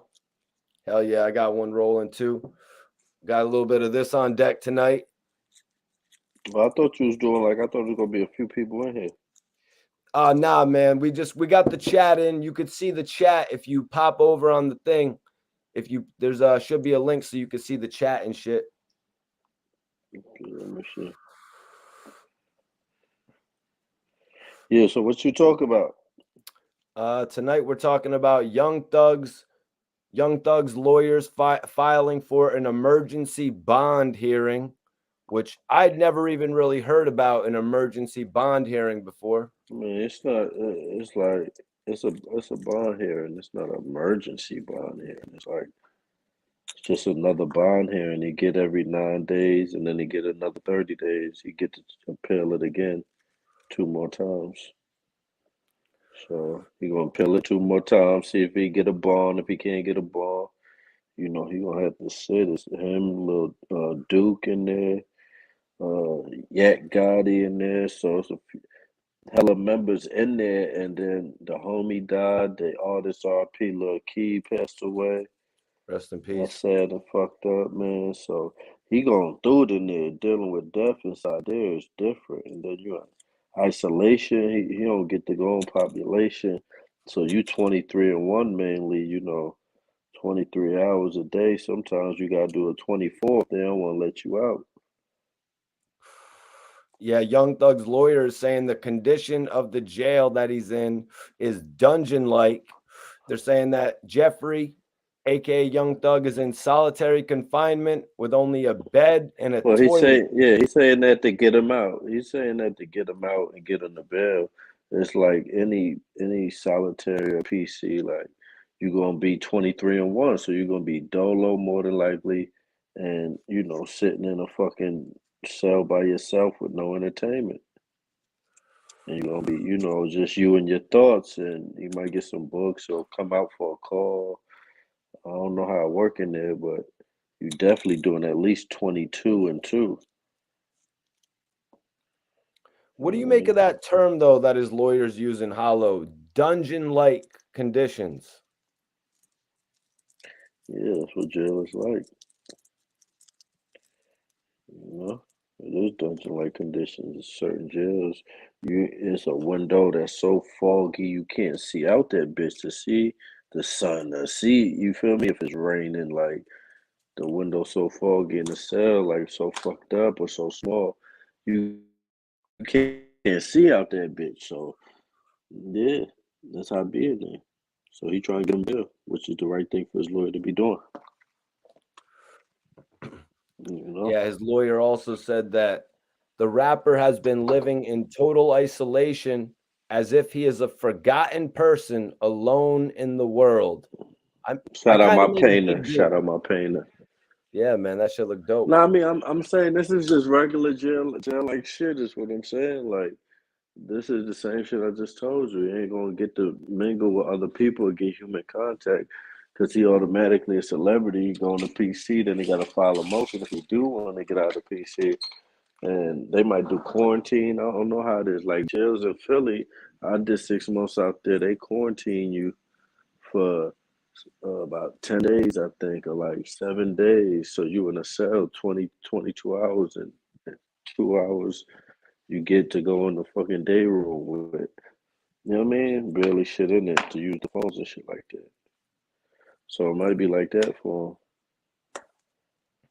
Yeah, his lawyers are going hard for him though, man. Every time they're in front of the judge, they're asking for the bond. They're not beating around the bush. They even said the failure to schedule a bond hearing for this innocent man, coupled with the inhumane and unconstitutional treatment of Mr. Williams, mandates that this honorable court grant bond until a hearing can be held. That's another loophole Well, right the there that they're trying reputation to this go with, lawyer Hollow. no, for sure, that's the lawyer's job. I don't know if this is hearsay, but the lawyer, they said is more known for setting things up for appeal rather than winning cases. He's not really thug lawyer, not really known for winning cases. He's known for catching loopholes or catching things on an appeal and getting people out. You know what I mean? So that's just what I heard or read. Excuse me. But yeah, I'm about to get back to my shit. I was just checking in with you. I appreciate you, Hollow. Hell yeah, man. You got to tap in another night, You G's. already should know. All right, Hollow. I'll see you later, man. Yes, sir, ski. Major salute, Hollow the Don, tapping in with us for a minute. He had some interesting takes. You know what I mean? He actually had some interesting takes. He had been locked up, as he said, for a portion of time in Philly. Also, I did an interview with him where he broke down actually getting extradited in another case. Really crazy situation. That's right. LOM shit. Randy Mack, Fire Hoodie, Hollow. Hollow's always got the dope ass hoodies, you guys. Hollow. That's why I say you never know who's going to tap in on these live streams, you guys. You never know who's going to be tapping in on these live streams. I was about to bring up some more shit with him. We were really getting a little flow there. We were really getting a little flow right there. But let's get back into the topic that I was on. We were actually speaking on Jay Prince and Wack 100. Let me take a look at the poll. What's going on in the poll right now? Who are y'all rocking with in the poll? I want to know. I want to know who you guys rocking with in the poll right now. We got the poll up. It's Wack 100, Jay Prince, or I put up a third option because everybody be getting all on my ass when I don't. I put up neither. So right at this time, actually, 34% say neither. 34% of you guys say you don't rock with either of these guys. Wow, that's pretty crazy. I mean, maybe the fan base of mine is more triggered toward the East Coast or something because we got a West Coast cat and we got a we got dude from the South, Texas. You know what I mean?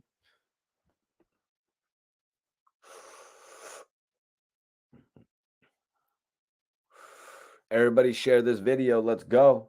Let's go. Let's get back into it though. So right there, you guys, I broke it down how Wack is going to get further into it, how he was really upset about Wack was literally upset about how they were saying that this footage could have granted Larry Hoover his freedom. That's one of the main things he was upset about. Wack said, so I responded. I put out all the text message history, which shows Jay Prince going through me to attempt to get shit done with the lady. Me attempting to get the lady to talk to him direct, and she is not wanting to talk to him directly. She is telling him the only reason why this shit is happening is because of you. None of you one time went over there and questioned that man. So like I said, Wack was kind of getting on his Clubhouse viewers. Y'all got it in your head that he's the boogeyman. So I guess y'all expect your free to be my so I guess y'all expect your fear to be my fear. So if it's F me, it's triple F you. And that's just what it is. Because Jay Prince pretty much let it be known that he does not F with Wack 100, you guys. He does not mess with Wack 100. And he made it known publicly. Even after all of this association of reaching out to Wack 100 and oh damn, I forgot about my Red Bull. Reaching out to Wack 100 in an attempt to get this footage in his possession. So Wack 100 doesn't get the job done there. Now you're going to cut him off altogether. Like, guys, I got to see this from both angles. You know what I mean? I got to see it from both sides of the fence. I'm not here just to pick sides. You know what I mean? I'm seeing it from both angles here. So Wack then said, Wack put out all this information to show you contradicted yourself. Why aren't you answering that? What I'm saying is this. I want you to keep the same energy you had when you came with that felonious ass shit. What he tried to do, Wack and this woman is holding information that could free Larry Hoover. to a Larry Hoover fanatic, that should be telling them some shit. Me and you both know, listen to this. This is where it's very telling, you guys, about this free Larry Hoover business, because that's what Larry Hoover, that's what Jay Prince actually went on the internet and said, that some of this information could have helped him, whatever. You know what I mean? Me and you both know a man telling his story from 1973 to 1998, a story that he told many times before as a character witness, is not going to free a man that's got 6 life sentences. Let's just be real. Wack said, let me explain. When they let go to try and beat this case overturned, they're not going to care about where he played football. They're not going to give 2 damns about who he dated first. They're not going to care about how many brothers and sisters he had. That's not going to be a factor. Wack explained that pretty adequately, you guys. All of this information that they've got in the interview that they conducted over the course of 3 days, 2 hours a day, all this information that they've got pertaining to his siblings, pertaining to, what he liked to do growing up, playing football or whatever, all of this information is not going to impact his case. Wack is putting that out there. All of this information is going to be great for a network series on Peacock, like Will Smith just did with Bel Air. All of this information is going to be better served for a network experience. It's not going to be better suited to help somebody get out of jail. The man could simply regurgitate the same information again if that was the case. Wack is just trying to point that out there.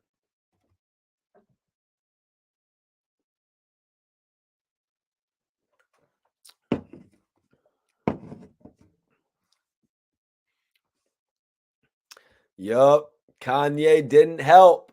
I thought you said you didn't care, bro. See, that little part of it made it a little bit more interesting, right? The fact that Wack 100 took the footage to Kanye West, where he's like, yo, man, I got this idea. Bro. And then Kanye West calls up Larry Hoover. It's freaking hilarious. You know what I mean? It's really hilarious. So Wack went on. He said it's going to come down to A, was your guilty not guilty? Is there new evidence? B, did you serve your debt to society? What they're going to want to hear is, what has your behavior been since you've been in here? That's what Wack 100 had to say about that whole situation, you guys.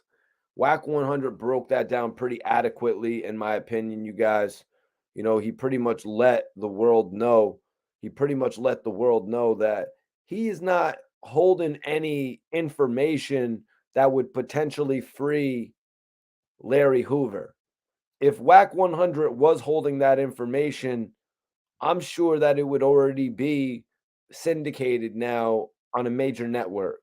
You know what I mean? If the information that they had was really that crazy. Now, will Wack 100 get a deal with this footage? You know what I mean? Will Wack 100 get a deal with this footage? I think it's very likely. I mean, you got 6 hours of Larry Hoover footage. You're going to get a deal somewhere with all these deals they're giving out on Amazon Prime and Netflix. You know what I mean? There's every different type of network out there just looking to sink their teeth and spend their money on, content that is already there, content that already exists. You know what I mean? Shit. Look what was going on with FX this year with all the hip hop stories. Look what Irv Gotti has been doing with Tales. You know what I'm saying? Bunch of different networks.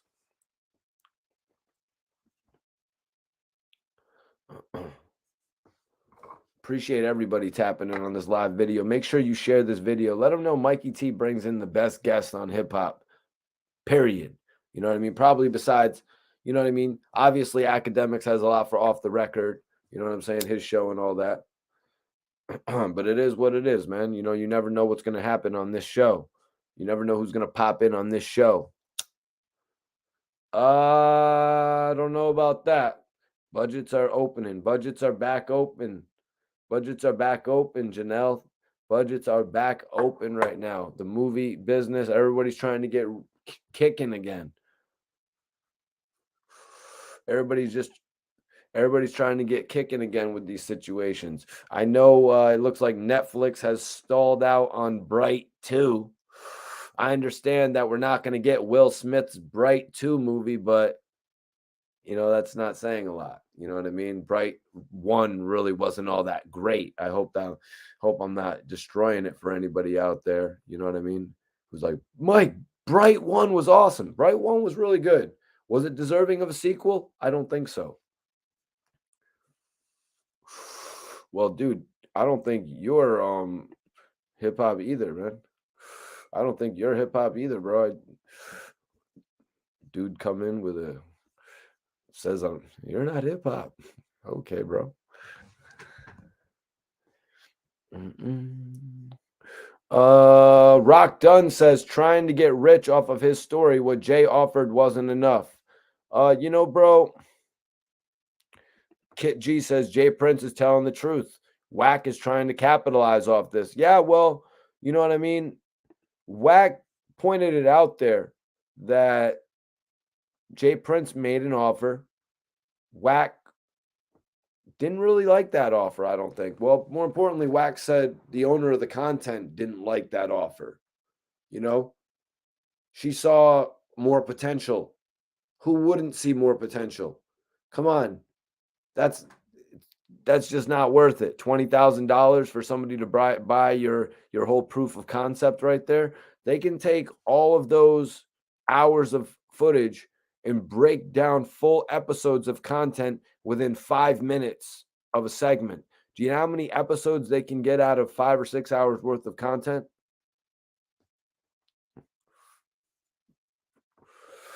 Like, they're going to be able to get so much content out of that. But I think the way that they'll do it is they'll go with obviously if this sells, if Larry Hoover's show sells, it's going to have to be approved by him.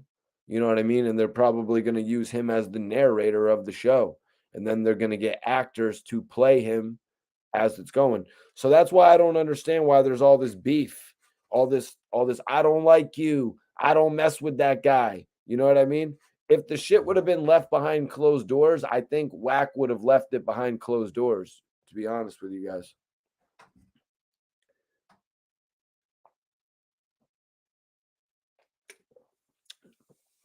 Like all these text messages and all the information, if they could have worked together a deal where because I'm not exactly sure how it's going to work, if they're going to have to I think the shit should already be signed off on.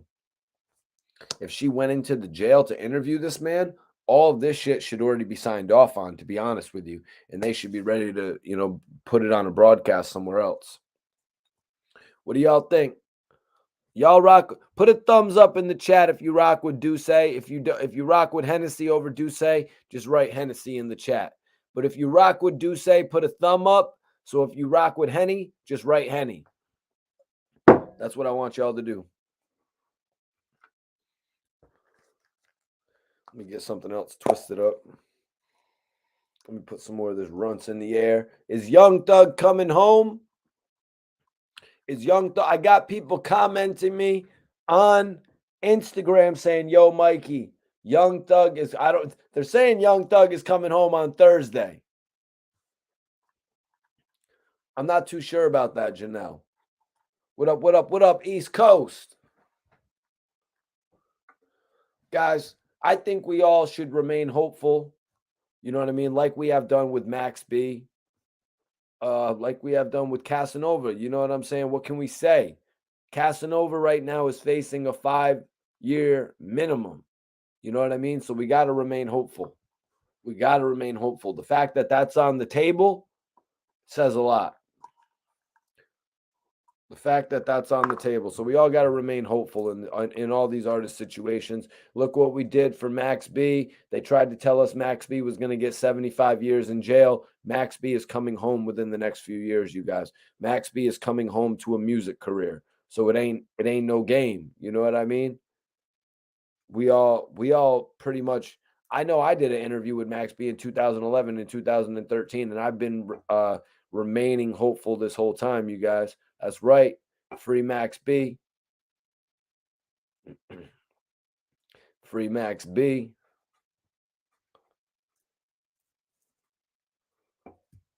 Free Casanova, free ARAB, free Dark Low, free all the guys, free all the men. You know what I'm saying? Free Skinny Me, free all the guys.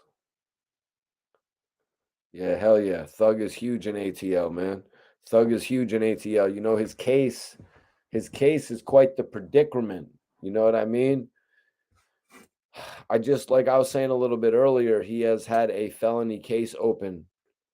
He has actually had a felony case open for a number of years. I guess they said it's been a 4 years or something like that. Can somebody get me the date on how long that case has actually been open? I think they said 4 years from what I was watching. But the fact of what we were talking about earlier, when they're pairing these offenses together, and they're trying to create a pattern. I got a feeling, you guys. Wow, whip wop. That was 2015. No, I think you're thinking of a different case, brother. Yeah, Devin the Dude is sick. Devin the Dude is sick. He has a couple dope ass records. You know what I mean? Nah, nah, nah, nah, nah, nah. I'm talking about another date, you guys. I'm talking about another date. I'm talking about the date when Young Thug got pulled over after performing on Jimmy Fallon. But anyways, move on. It's not really that important. I've already mentioned it earlier on. I'm just talking about the fact that Young Thug had a open case on his record, and they were leaving that open for a very specific reason, because they were trying to wait for him to do the same thing again. They were trying to wait for him to make a repeat offense, to where bringing this old this old charge up would make sense. It's pretty simple to see that. They kind of did the same thing with Rollo, but but it was much, But what can I say? I guess Young Thug didn't make the same mistake again. You know what I mean? I guess Young Thug cut certain people out of his life that were, bringing shit involved in his life that really shouldn't have been there, because we didn't really hear about Young Thug getting in another situation like that.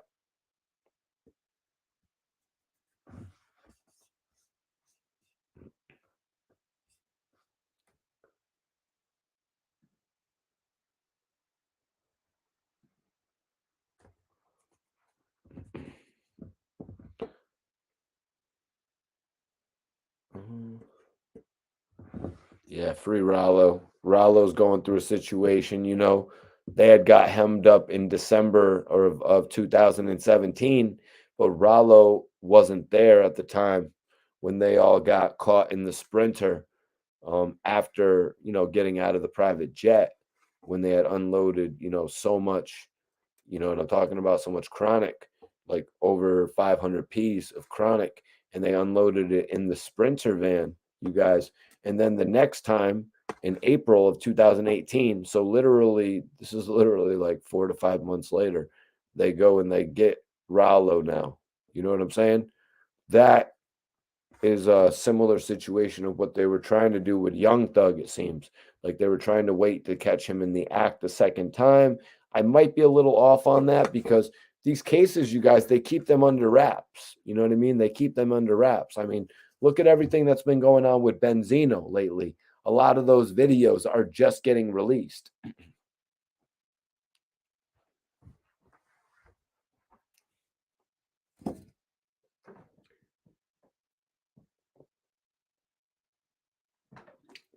Yeah, so Young Thug never made another mistake, or apparently he did, but not the same mistake, it seems. It seems like they've got multiple different mistakes, from when it comes with the vehicle that they rented. You know what I mean? And now he's got the whole raid on his house that happened afterwards, that turned up quite a bit of shit. You know what I mean? He's kind of in a bad situation. Plus the fact that it's still only a state case. Now everybody wants to talk about the issues of state, and they want to talk about state and Fed. Yeah, it's a state case. That means the feds can actually still pick it up. There's actually a second indictment. There's actually supposed to be a second indictment based on all that shit that he had at his house or something like that, from what I'm hearing. Imagine if the feds pick that shit up. Imagine if they make him run 2 cases at the same time. There's just so many variables to this situation right now. Young Thug might have to beat 3 cases in a row, you guys. Young Thug might have to beat this current case that he's going through. He might have to then beat the second indictment. And if he beats them, then this might get picked up by the feds. Do you hear what I'm saying? Like, if he beats both cases, if they keep both of those cases in the state, the feds can pick it up on some totally different other shit. You know, so he might literally have to beat 3 cases right now, you guys. And you could say, well, the whole double jeopardy thing. You could say the whole double jeopardy thing, but they're going to be different charges, you guys. It's not going to, the feds usually they sit there and they watch to see what other charges they can bring up out of this. You know, in the middle of a trial, some shit could pop in front of the feds, and then they're like, oh, I'm going to draw up a warrant for that. And that's going to be, that shit could happen. Like, they can just put 2 and 2 together just like that. But yeah, so I don't know why they want Thug so well. The reason they want Thug so bad is because Young Thug is doing what Rollo did. And when I say Young Thug is doing what Rollo did, I mean helping his people. Young Thug is helping feed hundreds of people. You know what I mean? When Rollo started in this game, you know what I mean? He really did a lot for this portion of the community by helping them have places to live, clothes on their back, food to eat, vehicle to drive, in some cases, jobs. Young Thug is giving his people the same opportunity, whether it's family members or friends, whether you're employing your family members, whether you're employing friends, whether you're meeting people out there on the internet or through your real life experiences and you're hiring people. However, whether you're hiring jewelers, somebody to personally cut your hair, any of these people to take care of your kids, nannies, security, all these type of people. You know what I mean? And then just other people that you're helping just because of the fact that you can. You know what I mean? Like, Young Thug was doing it on such a bigger extent than somebody like Rollo, because Rollo was really just making his way into the game. Young Thug was literally coming into the game strong. You know what I mean? He came into the game strong and he had his career. You know what I mean? Dude was changing people's lives on an everyday basis. You know what I'm saying? And now they want to come and harass him for that. Because, yeah, that's what they're doing. This is harassment. He's paying a tax. He's paying a tax right now, you guys, with going through all these court cases. He might even have to go and serve some time in jail just for helping people. Makes absolutely no sense. You know, it's like he made so many millions, and the way they're going to tax him is to put him in jail. You know what I'm saying? They're going to put him in jail because of a situation that his money enabled something to happen. The fact that he has money.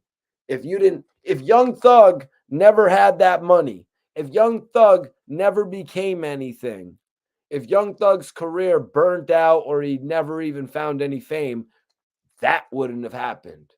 That wouldn't have happened. Are you kidding me right now? You cannot base shit like that, because there are so many other more popular things.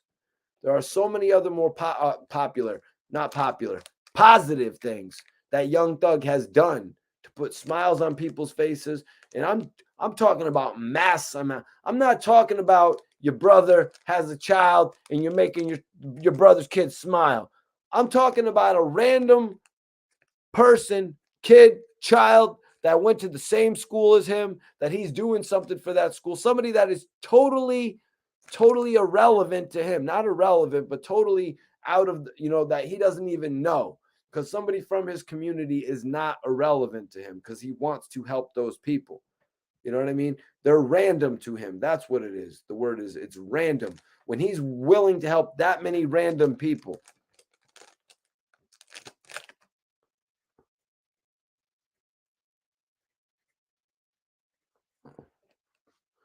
Whoa, whoa, whoa. Some of that wording I don't like to use on my channel, to be honest with you. Yep.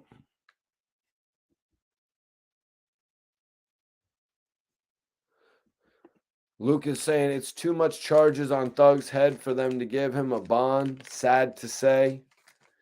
And but I think, like I said before, man, I think the more predominant reason is the fact that not everybody has been incarcerated from the indictment. I think a lot of people are going to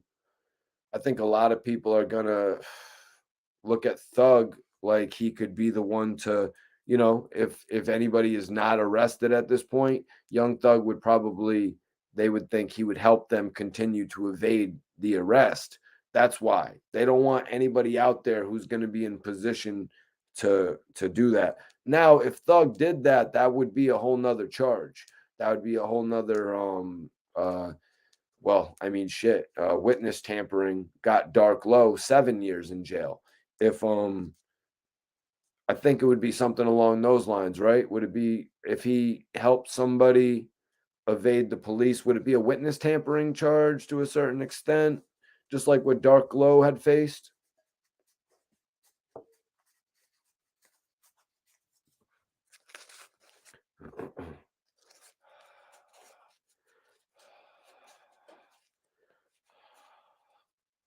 About to roll something up. What's everybody smoking, man? Y'all smoking tonight?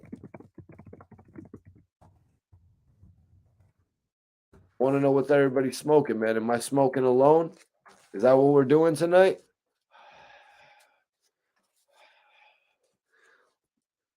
Am I smoking alone tonight? Is that what we're doing, guys? Y'all got the movie star smoking alone?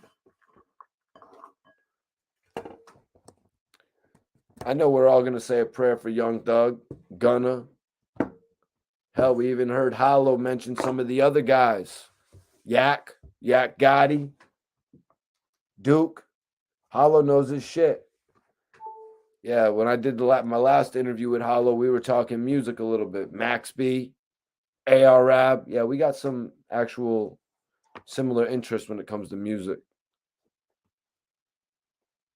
Okay, smoking on that pound cake, Whip Wop. Appreciate you for tapping in, man. I haven't had pound cake in a minute, bro. I remember my boy actually had that pound cake.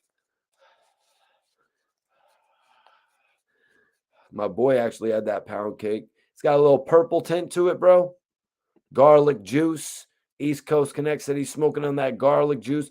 Garlic is like one of the most popular things when it comes to this bud nowadays, huh, bro? That GMO is always testing high. It's like 31% right now at the dispensary, to be honest with you. It's like 31% right now at the dispensary. I would really like to grab that, but I just been on a runts kick. I think y'all know that. Damn, I should have asked Hollow the Don what he was smoking on over there. He said he was rolling up.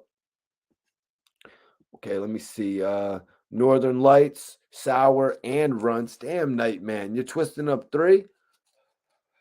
So how much is that per strand are you really using? Are you only using like a 0.5 per strand or a little, like a bud per strand? Or are you going over the top? Are you smoking like a 3-grammer?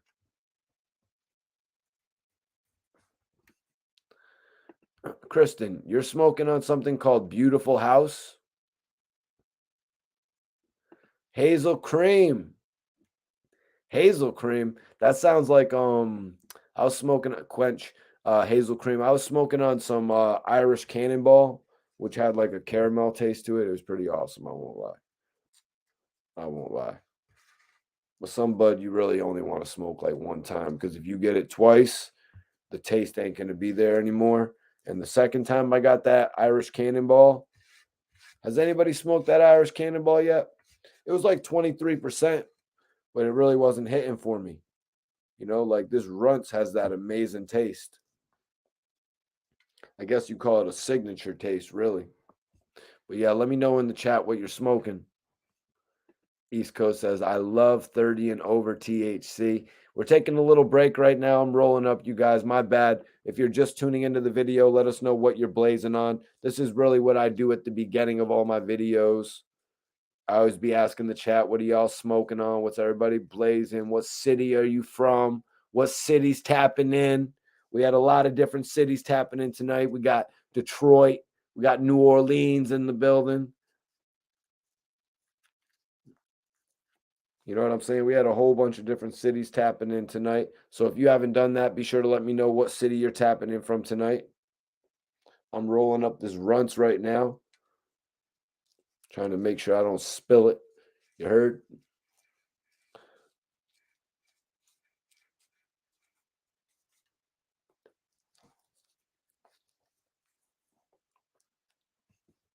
Luke says, best thing they could do is let a lawyer find a loophole if there's any. Well, they're saying the First Amendment based on the lyrics, based on the music videos. Yo, Los Angeles. Hold on, what was that? Los Angeles, Culver City, Dormido, what's up? Runts is in rotation. Okay, I think Janelle said she's drinking. Over there. KG smoking on that crippy. What's up, bro? Everybody put it in the chat. What are you smoking on right now? My man KG smoking on that crippy. An eighth of all. What do you mean, like an eighth of it all together?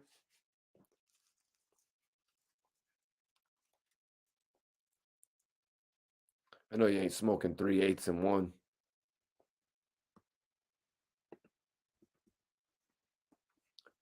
Yup. I remember my boy had that London pound cake. That shit was good.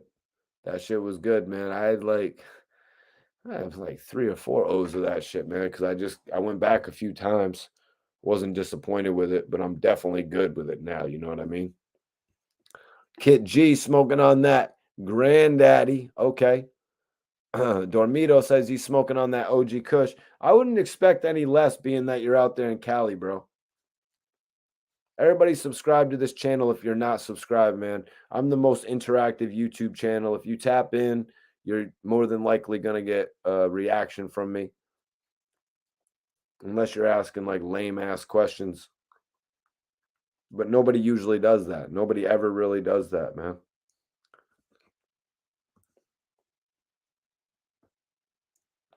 Oh, you got a 3.5 of all three? That's lit, bro. That's how you got to do it, man. You got to get a little variety. That's right. Free AR Rab. Pennsylvania's up in here. What up, Gerald?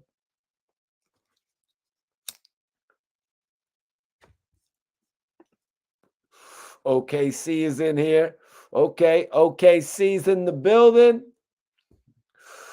OKC's in the building tonight. All right. That's what I like to hear, baby. OKC, isn't that where that dope ass basketball team is from? Oh shit, Big Burner. What's up, baby? I'm in Miami and I'm smoking OG2. My boy Mikey T. Hell yeah, you smoking on that? Smoking on that OG2? Hell yeah. They got some dope ass bud out in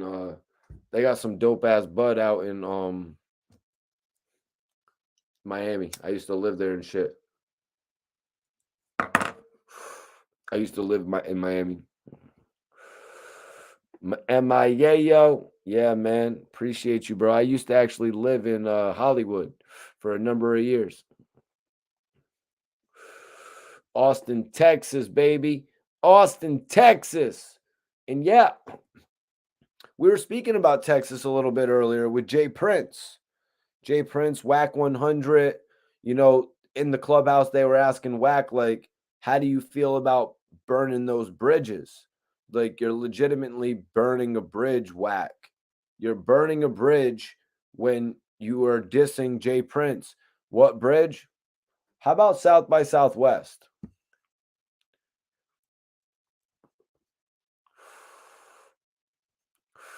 They got dope ass bud in Humboldt County. I see Humboldt County's in California, bro. Mikey T, do you go to hip hop shows? Oh yeah, bro. Some of the I've seen everybody live. I've seen Ace Hood and DJ Khaled live. I've seen Meek Mill live. I've seen Young Thug live. I've seen Yo Gotti live. I've seen Moneybagg Yo live. I've seen Little Durk live. I've seen the classics. I've seen Nas live. I've seen Mobb Deep live. I've seen Wu-Tang live. You know what I'm saying? I've seen the classics too. You know what I mean? But also, I've seen a lot of the new artists live because one of my boys out here actually owns a nightclub. And I was at all of the nightclubs in Miami, seeing all these performances from the likes of Yo Gotti, from the likes of Young Thug. You know what I mean?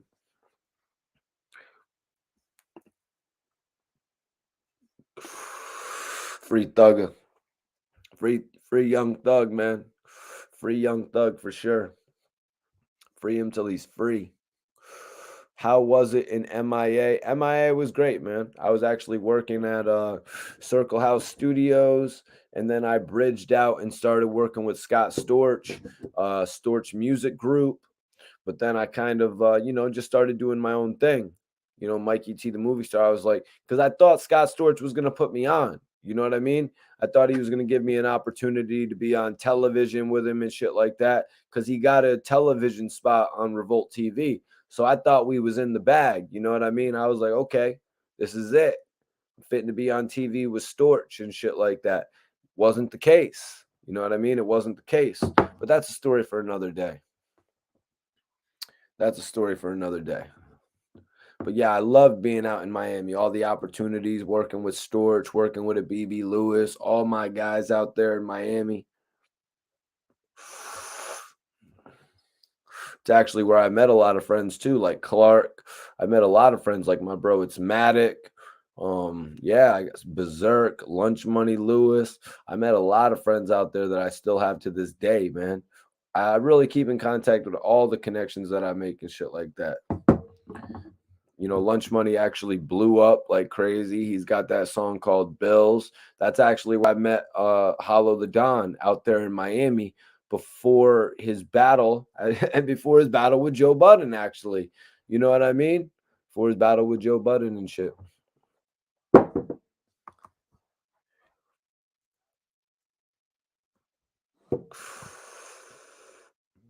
What's everybody y'all still smoking or what? I'm the only one smoking in here. I'm the only one smoking.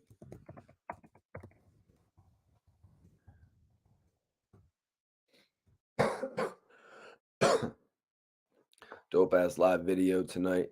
Let's do some open questions. Anybody has any open questions, I always do them at the end of my live podcast, you guys. Oh yeah, I know you're smoking night, man. You said you had yo, what up, Kyrie? 420 from the Sac, bro. Sacramento, that is.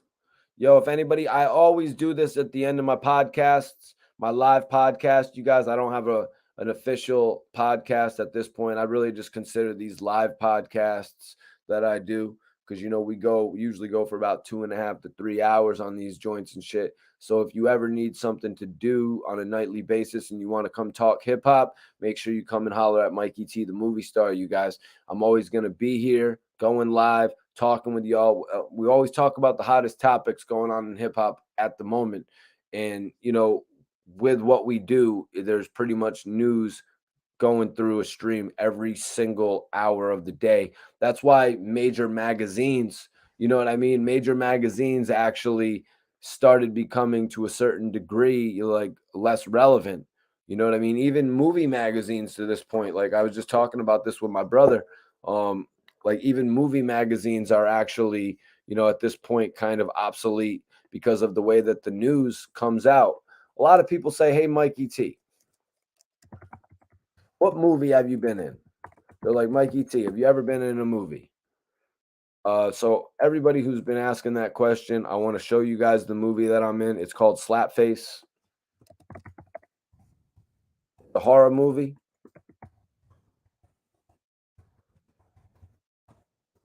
Pretty much a horror movie about a kid who summons a monster. I'm in it for a brief cameo. They've got the kid August Maturo from Girl Meets World in it. A couple other dope actors as well. So they got this little kid who, well, he's not little actually. He's like 12, 13 years old in this movie.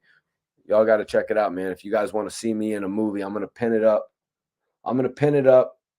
Everyone's always like, yo, why is your name Mikey T, the movie star? Well, go check me out in a movie, you guys. This movie was actually put together with one of the executive producers from The Grudge. Don't know if you guys are familiar with that horror movie. My brother Jeremiah Kipp actually directed this film. You know what I'm saying? It's a pretty dope horror movie. I think y'all should put it in there and go check it out. It's on Amazon Prime. It's also on Shudder. That's right. We got an official Shudder release, you guys. My brother's probably one of the best horror movie directors out there. In reality, my brother Jeremiah Kipp, he's making a name for himself in the movie scene, you know, horror movies, all types of movies, really. But I think he's going to be the next big horror movie guy. Like I'm talking about on a Eli Roth, on a Jordan Peele type of level, you guys. The movie's called Slapface. I don't know if you guys have seen it anywhere on any type of, you know, movie platforms. But if you see it again, check it out. Because your boy Mikey T, the movie star's in there. I'm doing my thing, y'all. I'm doing my thing, baby.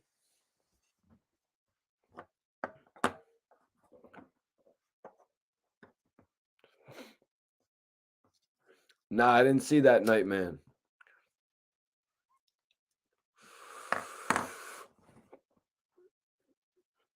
Kristen, if you want to know how to watch Slapface for free, you can actually sign up for Shudder. You can actually sign up for Shudder and watch Slapface for free. You get a 7-day free trial. So you can figure out if you like Shudder as well. You know what I mean? Because they got a bunch of, if you're into horror movies, really. But Slapface is more about this movie about this kid whose parents pass away, and then he summons his mom through a witch. It's something like that. Something along those. It's like he summons a witch, you guys. It's crazy. Like he summons this witch. It's crazy. You guys got to watch it. You got to watch the shit, man. And then I'm in it. You know what I'm saying? But I think y'all will just enjoy the movie.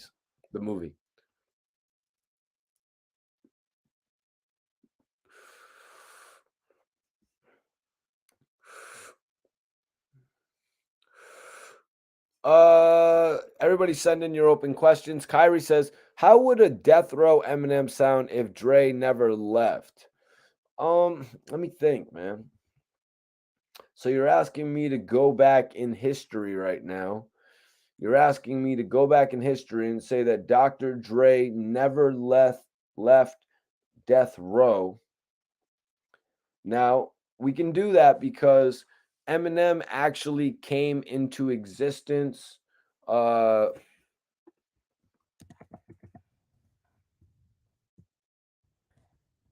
Dr. Dre, Still Dre, released in 1999. Let me see. Released November 2nd, 1999.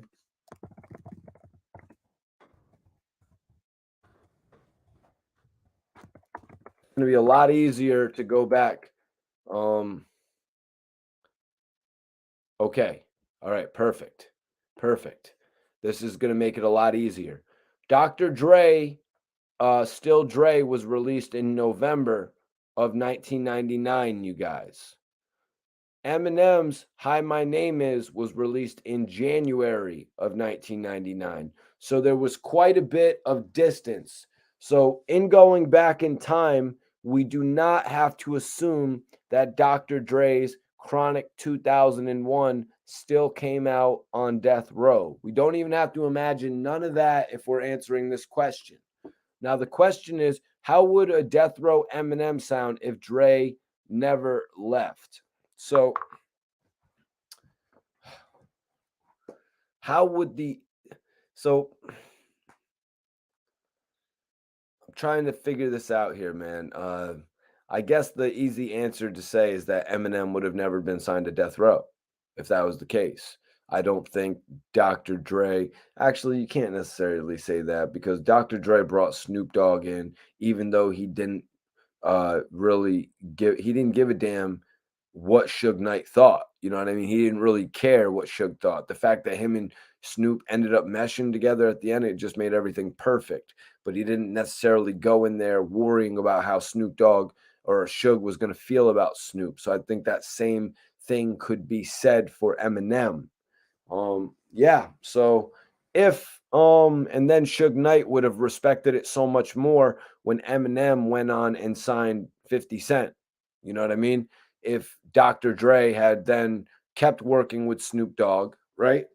So let's bring up Snoop Dogg, his album info here. So if he keeps working with Snoop Dogg, right?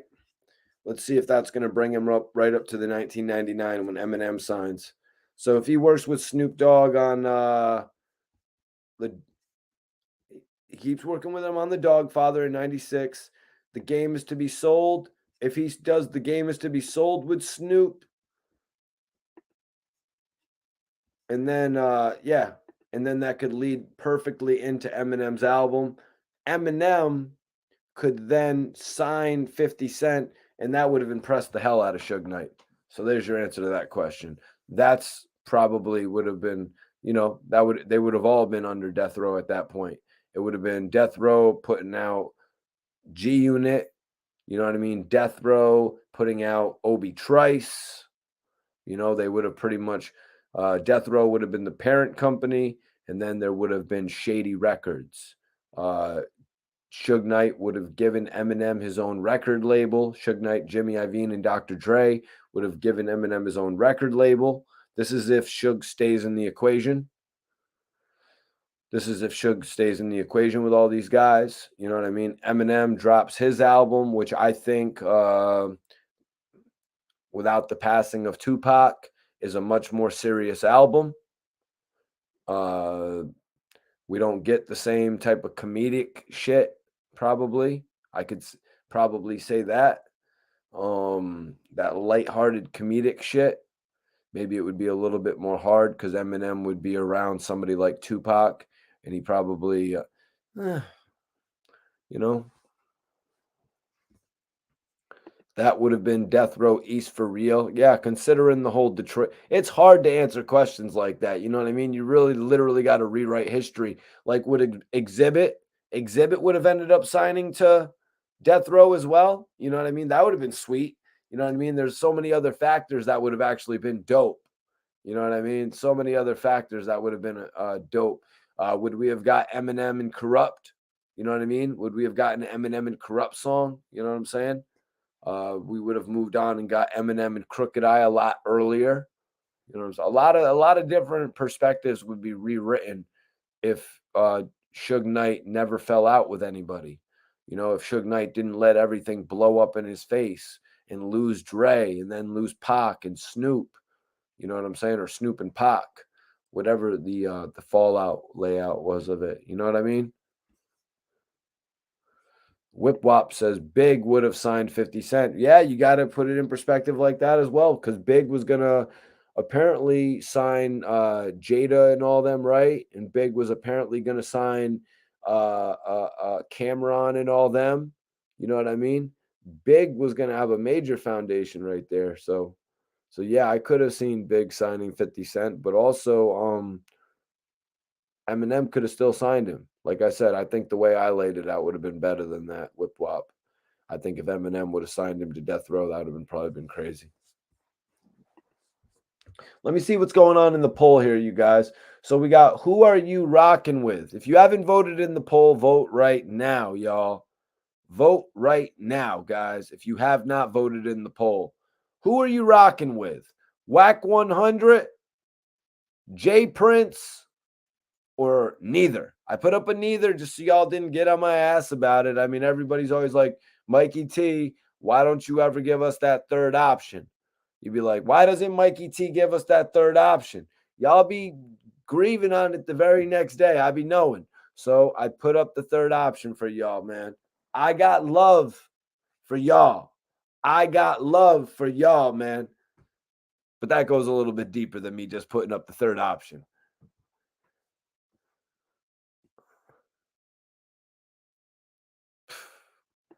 Yeah, we don't even want to get on Big tonight, man. Major respect to Big, and also rest in peace to my brother Chinks. Rest in peace to my. Let me play something from my bro real quick. Let me play something from my bro real quick.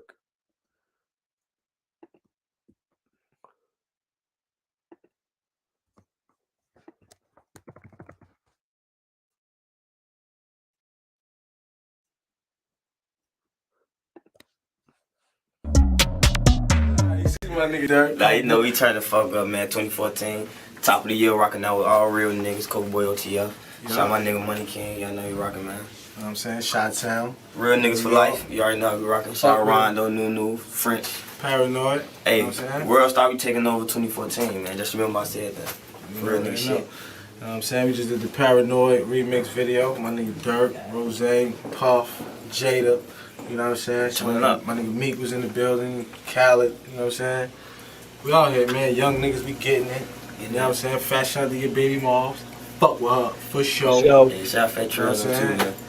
Hey, just remember this interview when I said we gonna be on top film. Mikey T, the porno star, my motherfucking nigga. Nigga. Shout out my nigga Mikey T, the movie star.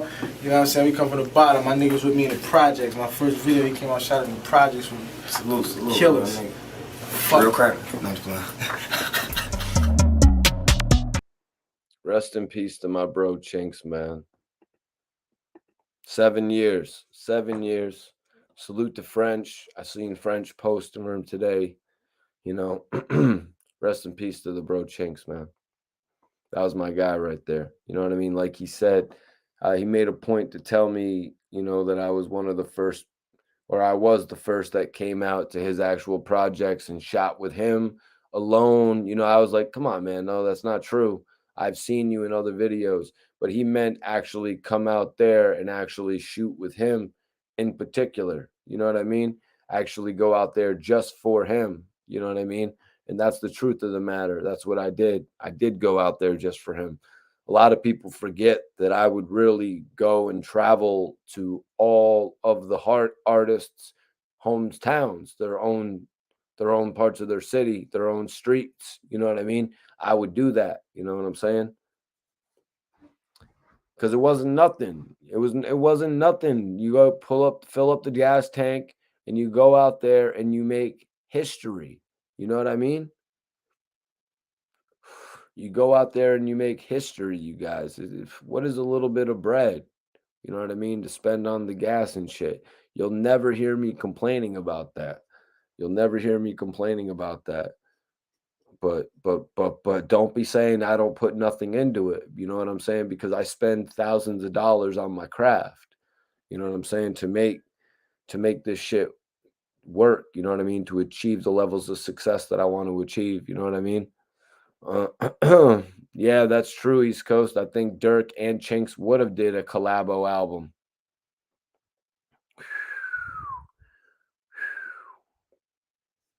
Yep. Yeah, I think Dirk and Chinks would have done a collabo album. And that would have been major, man. If Dirk and Chinks did a collabo album, you know, it just seemed like they were really tight back then. And honestly, those were the days, like you heard Dirk say in the interview, he's like, remember this when we're on the top. And at that point, I was actually filming that Paranoid remix video shoot. Because that's what I would do. You know, I'd get invited to some of the video shoots and I would film them. Like I'd film some behind the scenes at the Pop That video shoot. Arizona Slim invited me to that video. I also he also invited me to the Shot Caller remix that actually featured Ross and Diddy. And that was actually my first time meeting Diddy.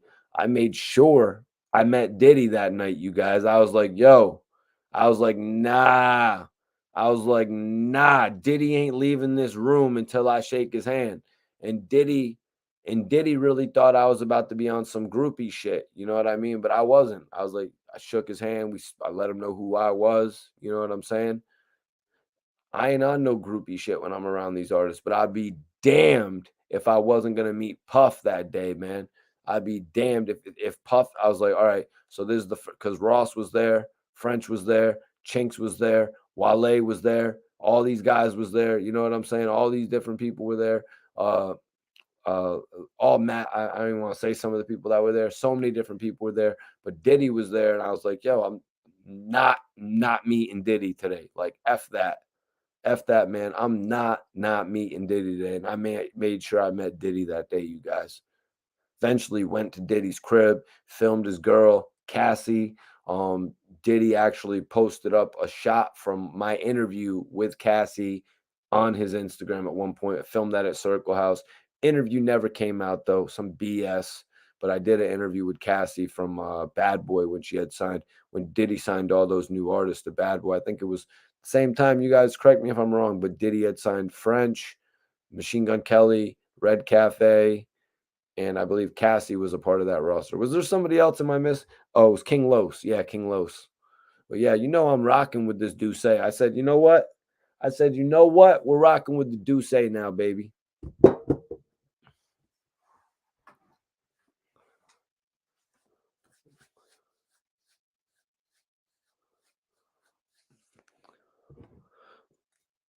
Douce, baby. We on the Douce. I am going to grab some Ciroc, though, too. I'm going to grab some Ciroc, but I got to, damn, I should do a poll. What's your favorite Ciroc? I should do a what's your favorite Ciroc poll, man. Did he sign Cassie in 2005? What year did he do that rebranding? Remember he did the rebranding when he had signed King Los, French, Machine Gun Kelly, and Red Cafe? What year was that? Nightman, no, it's actually more expensive than Henny. And it's better than Henny, period. It's better than Henny for sure. Guys, I'm putting up another poll. It's more of a fun poll, you guys. But while you're... It's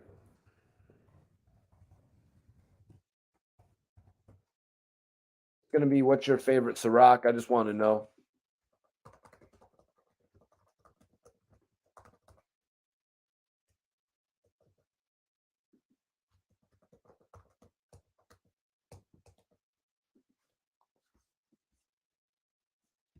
Okay, so let me see.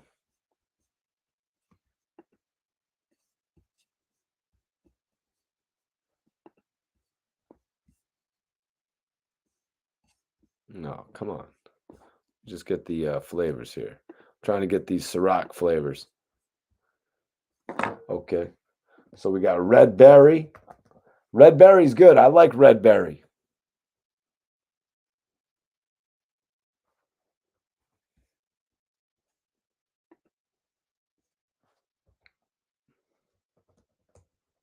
Oh, we got that mango.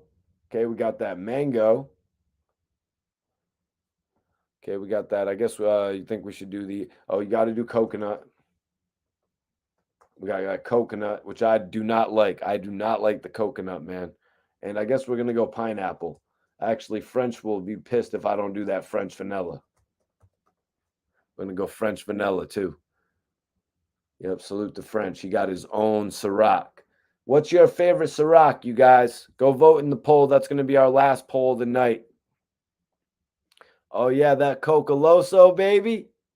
Hell yeah, that Cocoloso. I feel you, bro.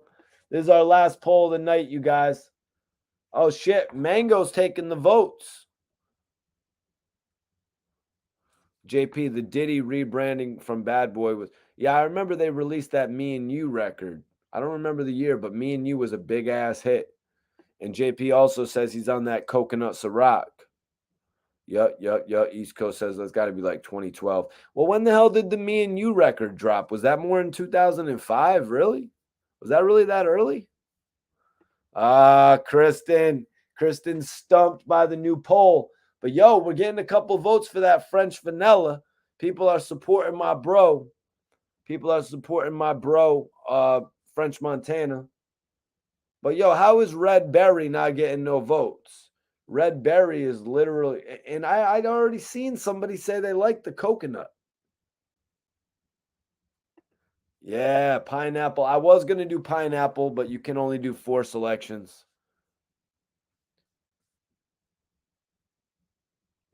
Yeah, Twix says he's a real... What, Twix? You're an island boy, bro? I never knew that. We got an official island boy in the building. Maybe you could go be the 6th island boy. Yo, my chat is the livest, man. 2006, baby. Y'all know that Cassie's actually from Connecticut. She's from right down the street from me, apparently. They say she's from the New London area or something like that. I remember one time I had Chris Webby and Cassie. They were both at ClubHouse Studios in Miami, where I was telling you guys I was working with a BB Lewis and Lunch Money and Clark and Berserk, all my bros and shit like that. I actually introduced Cassie and Chris Webby. They're both from Connecticut. I'm like, I got to make this moment happen. I make crazy moments like that happen, you guys. I remember I was with Dark Low, Free Dark Low, and I was with Conway, and they were together, and I was like, yo, guys, I need to get a picture with the both of you. I make moments like that happen, you guys. I'm really out there networking with these artists. I'm not just here in front of the Death Row posters, you guys. I'm not just here blazing some chronic in my crib. You know what I'm saying? I'm not just at my crib. I'm not just at my crib in my media room. I'm not just in the media room at my crib blazing. You know what I'm saying? That's not what's happening over here, you guys. I'm working, y'all. I'm trying to make history. I'm out there smoking, out in the world. You know what I'm saying? I'm out in the world doing this shit. Yeah, Chris Webby's definitely cool. French is his favorite. The French vanilla is your favorite. Everybody vote in the poll right now. Yo, Guy Van's in the room. He said, yo, they got to lay up for 6 months before they can get bail. Yeah, well, Young Thug's lawyers are on that double duty right now, Guy. They're really on that double duty right now. They're making suggestions on top of suggestions. I really like this last one. I'm telling you, I would definitely, if this was my lawyer, I would have been like, damn, that's a really good lawyer. I'm messing with that guy. Although Thug is still sitting in jail, his lawyer is doing right by him. His lawyer had actually said the failure to schedule a bond hearing for this innocent man, coupled with the inhumane and unconstitutional treatment of Mr. Williams, mandates that this honorable court grant bond until a hearing can be held. Like, God, like they're really going in for him, you guys, right there. They said, since you can't make a decision, you should grant a bond until you can.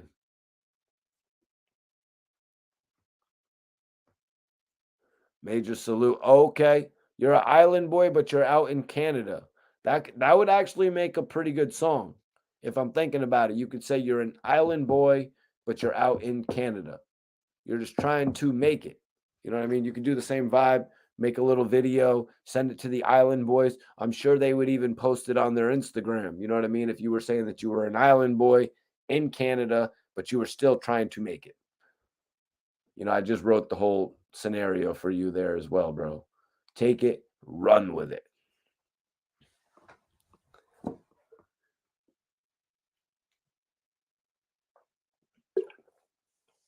Let's face facts. It's easier to be an island boy nowadays. They cut their wicks. You know what I mean? I guess those things were called wicks that they had.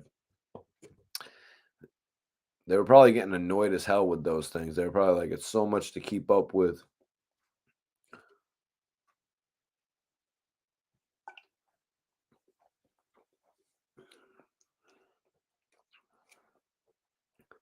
This is the best freaking drink. What? Nightman says, Cassie, Jeezy, and Jim Jones, Jay-Z, and Max B lit that summer. I just came home 2006. Wow. Yeah, 2006, the summer of 2006 was one of the best summers, I got to say. I really remember that summer, bro. And now that you're pretty much telling me what the musical background for it, pretty much what the soundtrack for 2006 was, that's pretty lit, man. It's pretty lit. I remember that summer being one of the best, I got to say. I got to say that. East Coast Connect. Appreciate you, bro, man. Appreciate you, man. Nightman says that's why 6ix9ine told, because they told him they're gonna charge him for serious crimes with them, and he said, "Hell no, I'm a rapper. It's them." And the Fed said, "We know. Thanks." Yeah, yeah, but 6ix9ine in return got a really generous offer when it came to his incarceration. And the sad part about that is, which I've seen, I think Hassan Campbell may have said it. They probably wouldn't have. In my opinion, the sad thing about that is they probably wouldn't have given him that much more time, you guys. They probably would have given him 4 or 5 years had he not ratted on anybody. Had he actually not said anything about anybody, they probably would have given him 4 or 5 years in jail. You know what I mean? When it was all said and done. And in that case, that means, because he ended up getting, what was it, 24 months or something like that, 2 years. Might have been a little bit more. Not too sure. I really wasn't reporting on that. You know what I mean? That shit doesn't really do hits, just to be 100% honest with you. You know what I mean? You could see how drastically 6ix9ine views have gone down from when he got out of jail. He was literally doing 39 million views in a day. What up, the bloggers purge? Appreciate you for tapping in too, man. My bad, I missed your but yeah, seeing what happened with his views, he actually did 39 million views in the first day and then 32 million views on the first day. The viewership has gone down drastically to the point where it's 10 million views in a day. It's gone down drastically, and nobody really wants to cover that. That's what I cover here on this channel. I'm a hip hop channel. I talk about hip hop, you guys. A lot of other channels aren't really covering the numbers. They're not really covering the statistics behind some of these releases. Everybody's so jacked up, you know what I mean, about the fact that, they're so jacked up about the fact that it did 10 million views in a day. They think it's so lit. How lit was it when a dude was doing 40 million views in a day then? You know what I mean?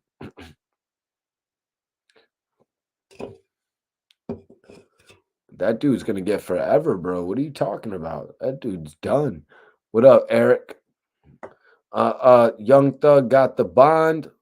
Well, Young Thug has an emergency bond hearing, y'all.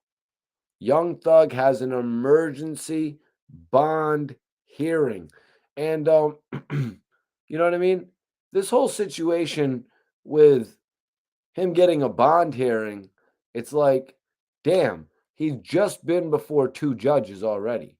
We just saw him with the preliminary judge, and then we just saw him go before another judge. And now they want to see another judge about a bond hearing. It just shows you what paper can do.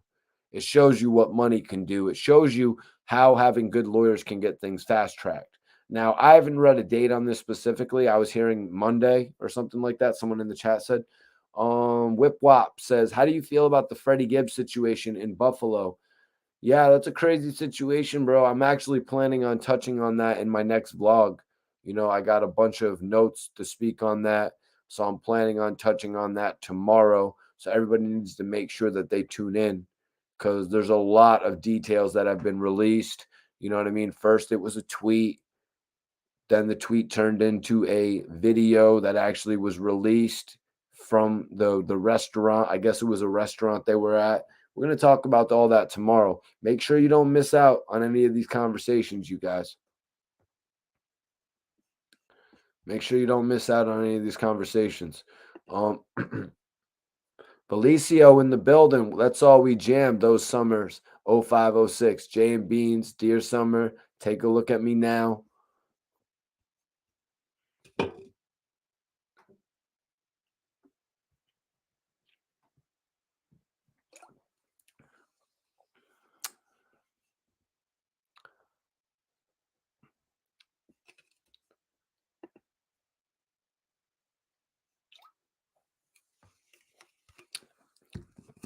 I'll tell you guys, Red Bull and weed is the best balance.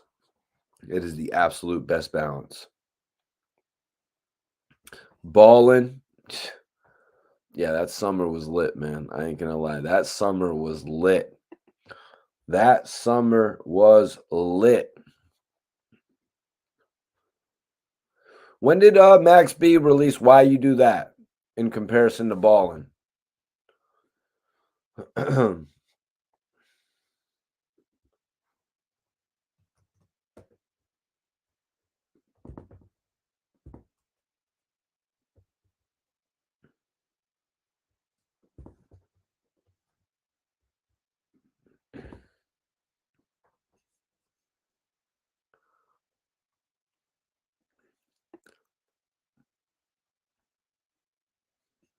I want to know, when did Why You Do That get Why You Do That got released? Because that was kind of like the other option that Max B had.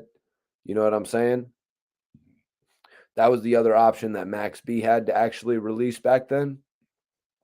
But they ended up, you know what I mean? It didn't really end up doing as well. Max B, I think, had written 2 songs at that same portion, unless I'm mistaken, unless I'm a year off or something like that. But I want to say those records were right around the same time. Yeah, exactly. Whip Wop. Those records were right around the same time, right? Weren't they? Why You Do That and Ballin'? Yeah, 2007. They were right around the same time. Max B had 2 bangers.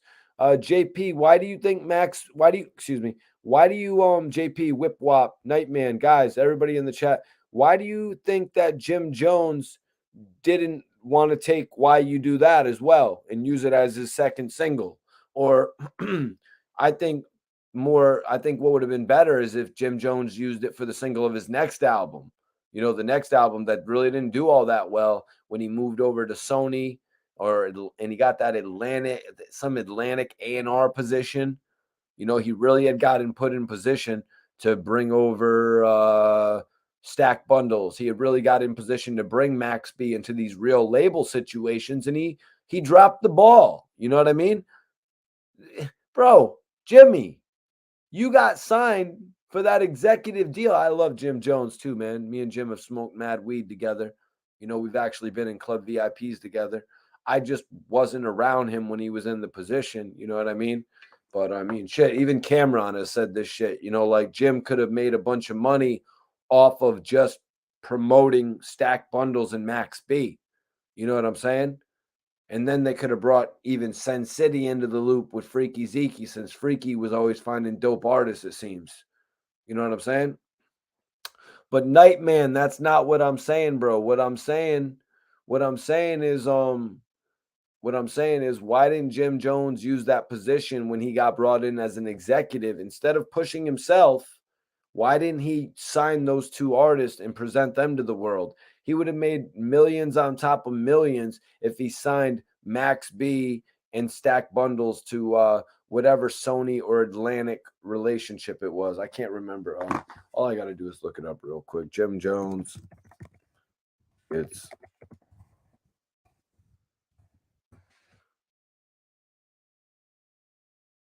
wow. Yeah, he was an A&R at Atlantic Records, and I guess he regretted not signing Drake. Are you kidding?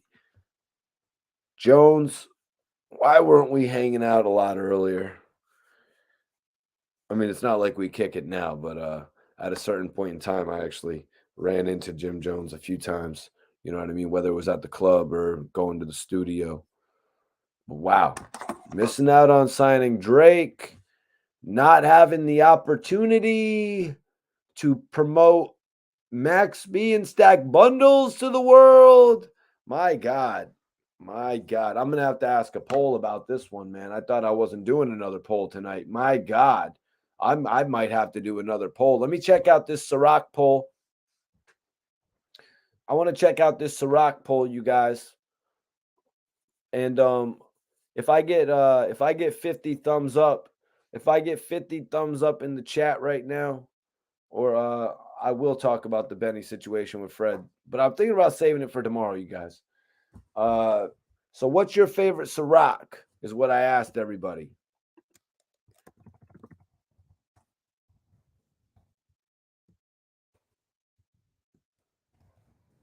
I need y'all to vote in the poll if you haven't voted in the poll. We only got 21 votes in the poll.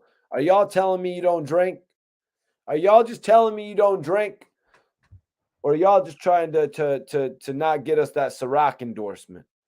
I've been after that Ciroc endorsement for a few years now, you guys. Come on now, man. If you haven't voted in the poll, vote in the poll right now. Show some love to the poll. Oh, Javier, dope. Sober for 4 years. I mean, obviously, you commend a man who's been sober for 4 years. But I appreciate you tapping in and vibing with us, Javier.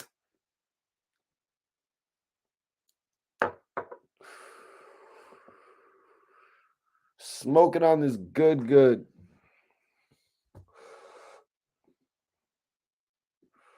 Smoking on this good.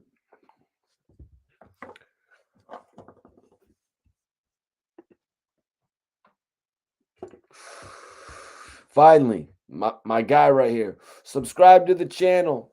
I got who's going to be my 59,000th 100th subscriber.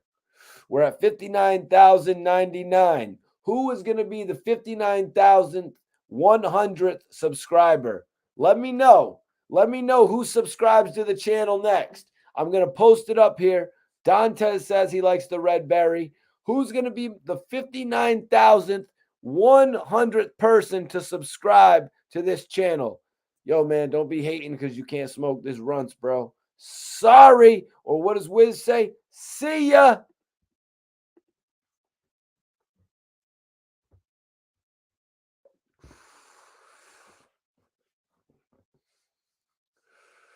Oh, shit. Oh, shit. Who's going to be? Who's going to be the 59,000th 100th subscriber? Let me know. I'm going to read that comment in a second, Nightman. But because I want to know. Yeah, Samuel. See ya. But what I do is, Samuel, what I do is when I kick somebody, I'm like, you're out of here. I be doing that and shit. People be loving it. Who's going to be the 59,000th 100th subscriber to my YouTube channel? I want to know. Who's it going to be? Who's going to subscribe right now? Oh, shit. It looks like we reached it. It looks like we went over 59,102. I appreciate you guys. I appreciate you guys for subscribing, man. Let me see right here. Nightman says, remember, Jim just started branching away from and came around 2006. He needs some acts to come up with, and Max and Stack style was new rock star life, and Jim took their image for real, his self facts. But yeah, I know he took their image. He used their image to a certain extent. Not saying Jim wasn't fly before that, you know what I mean? But he used their image to a certain extent, and he built on it. And that's why I'm saying once he got the major bread to put out, music, why wouldn't he have just put out what was actually inspiring him? That would have been the best way. That would have actually been the best way to, you know what I mean? To come out with a record label is to sign. That's what people do. They sign the people that inspire them. That's why 50 Cent signed Mobb Deep. You know what I mean? 50 was like, yo, I want the chance to work with Mobb Deep. They've inspired me so much. Jim Jones was so inspired by Max B and Stack Bundle's style. Max B and Stack Bundle's style rubbing off on Jim Jones legitimately was a factor of what made him popular, what made him different from the other guys, because Cameron was already set. Cameron had Jewel set. Jim Jones was coming on an independent label. Not label. It was a label, but an independent level. Some of that drip, it wasn't even called drip back then, rubbed off on Jones. So what would have been the best way for Jim Jones to acknowledge that? How about sign the guys and show them off to the world that you believe are the coolest dudes in the industry? That's the way you capitalize on. That's what I mean. Because when Jim Jones just put out his own album on the label, and even though I think he had the single Pop Champagne, you know what I mean? And then he had another one called Love Me No More. He walked away from the style, man. He walked away from the style that they gave him. Twix says baggy jeans, tight thermos. Yeah, you're right. Maybe Jim Jones didn't have the best style back then. Nah, man. I think when Jim Jones was wearing those thermals, everybody wanted to wear them shits. Everybody was like, yo, man, I'm going to throw my thermal on, wear my jeans. I'm going to have that throwback look like I'm kind of like not even caring about how I look. You know what I mean? But Jim did that at first, you guys. Let's be real. Jim did that at first when he didn't have as much money. You know what I mean? Jim made the look. Jim made the look work when he didn't have as much bread. You know what I'm saying? A lot of these artists, they make it work when they don't have all the bread. And then when they do have it and they're able to get whatever they really want, their style's out evidently going to change.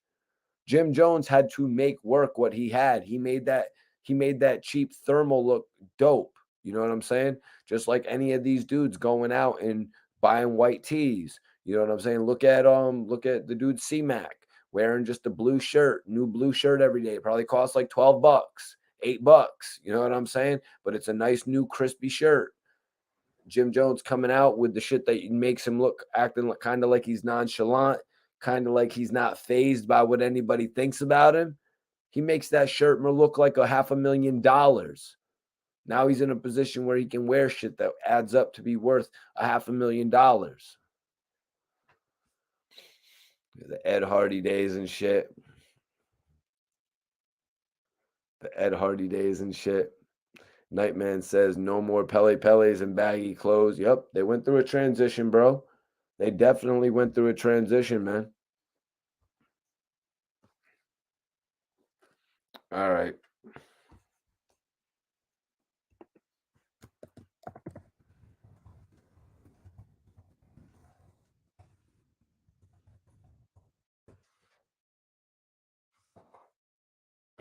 Put the light up again. I'm kind of like Biggie in that sense, y'all. Smoking is like a hobby. You know what I mean? Smoking is a hobby. Yeah, let me see what's up with the poll, you guys. Okay, we got 31 votes. It looks like Mango is number one with 35%, followed by Red Berry at 32%. Okay, that's what I was thinking because I like Red Berry over the Blue Bottle Ciroc, you know, the original. I like it over that just because it's a little bit, it has a little bit of a taste to it. It's a little bit easier to mix. So I'm a Red Berry kind of guy. Now, coconut, I've had it a few times. You know,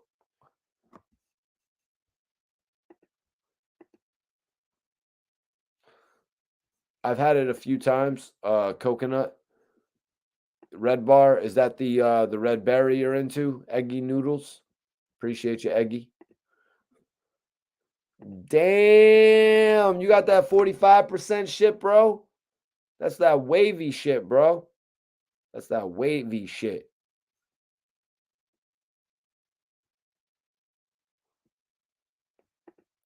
It's that wavy shit. But yeah, so Mango is number one with 38%.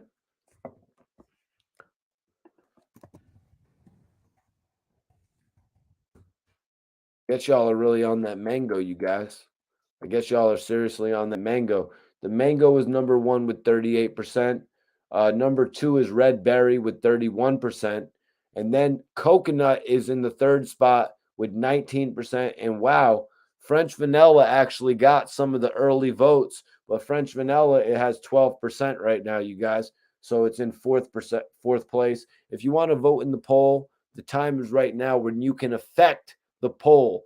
I had a really bad experience on coconut Ciroc, you guys. One time I was drinking coconut Ciroc in the club. Let me tell you, the next day I had a really bad hangover. That's pretty much the only Ciroc that I've had a bad experience with. But that's really just because I have never really liked coconut since I was a young child. You know what I mean?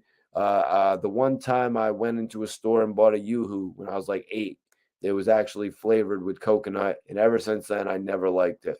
You know, I never really was able to get over it. I won't even eat coconut shrimp. You know what I'm saying? So some things I'm just very particular about. So one night I was in the club and coconut Ciroc was there. And let me just tell you, man, it has very, very significant taste, especially the next day, if you catch my drift. Another cool drink, though. Another cool drink, though, is definitely this Bel Air Blue. You know what I'm saying? Rick Ross is having his car show. Rick Ross's car show is going up in the next few days. I know there's going to be a lot of this Bel Air Blue out there. I've seen Gucci Man actually out there on some private jets heading to Jamaica. What was he doing? He was sipping on this Bel Air Blue, baby. He was sipping on the Bel Air Blue. Because you know what, man? When you're sipping on this Bel Air Blue, there ain't nothing you can tell me that I can't do. You heard what I'm saying? One of these episodes, I'm probably actually going to be drinking this baby. You know what I'm saying? But soon enough, we're probably going to get this official sponsor from Bel Air Blue, and then we'll be drinking Bel Air every single episode. You know what I'm saying? But that's what's going to come in the future, you guys. That's what's going to be coming in the future. I know y'all, we can wait it out. There ain't no rush. Yeah, JP, the Blue Bel Air is definitely good. It's definitely good. And it's definitely blue. For anybody wondering. It's definitely blue. Yup. You got to make sure it's on ice. You know what I'm saying? But at this point, I don't really be drinking throughout my whole videos. You know what I mean? If you noticed, and if you've noticed, when I'm doing an interview, I'm not smoking during my interviews as well. You know what I'm saying? I take my craft very serious. That's not to say, like if in the future I have an official podcast, I'm not going to be smoking throughout the podcast and vibe. It's going to be a different atmosphere. At this point in my career, I'm trying to get the best information out to you guys. So I can't be, you know what I mean? I can't be just blazing up the whole. I got to be focusing so I can give you guys. I can give the best content, so I can get the best content out of the people that actually come on the show. You know what I mean?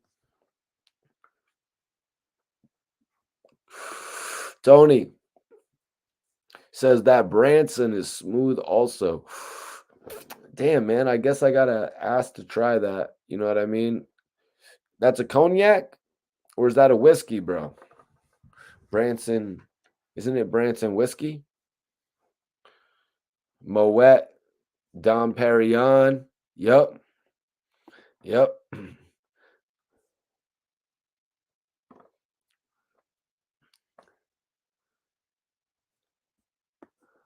Oh, it's cognac. All right. Yeah, man. Shit.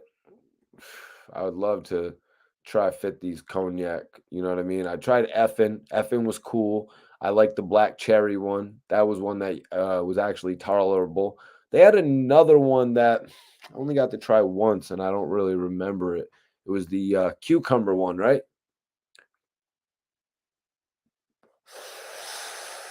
This is so many damn years ago. I just can't remember it. I only had one bottle of that. I had like 4 bottles of the I had 5 bottles actually of the 4 or 5 bottles of the other one, but I only had 1 bottle. I bought that shit a few times, man. You know what I'm saying? Not as many times as I bought Ciroc, obviously. Ciroc is really just something that has really stayed in rotation right alongside Grey Goose or or Belvedere. You know what I mean? Nah, Twix. What is ASAP Rocky's whiskey? And another one I regret never trying is Ludacris's Conjure. You know what I mean? I wish I would have tried that back in the day. I had a couple opportunities. I actually saw it right in front of my face. That I actually wanted to try in comparison to the alcohol that Fat Joe was repping, though. I did not. No disrespect to Big Fat Joe, man. That's one of the most creative geniuses ever to grace the entertainment world, whatever spectrum. But what was that alcohol that Fat Joe was pushing, you guys? They had a couple different kinds of it. But I wish I would have tried Luda's Conjure. You know what I mean? Conjure. Because I saw it right in front of my face a few times, man. That's right, Big Fat Joe. Big Fat Joe's that guy. Yup, Nuvo. That's what it was, Nuvo. No, I never tried Nuvo. Nuvo was good. I never had any desire to try Nuvo. I mean, it was in the video heavily. It was too heavily acquainted in that one video.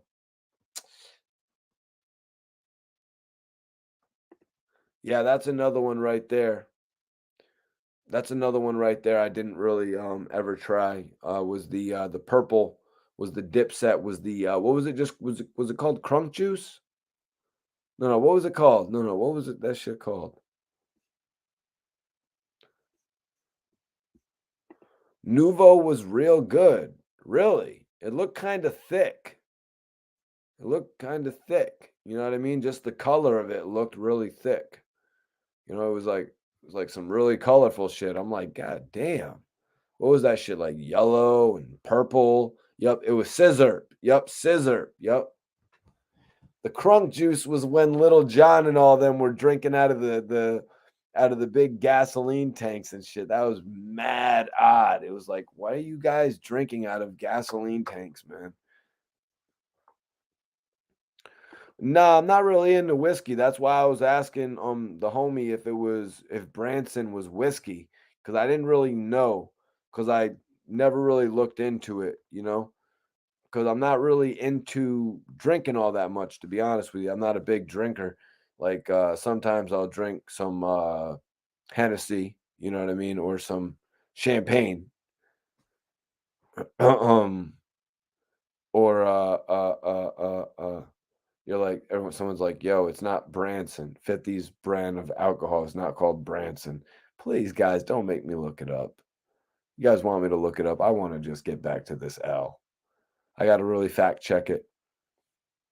Purple Punch.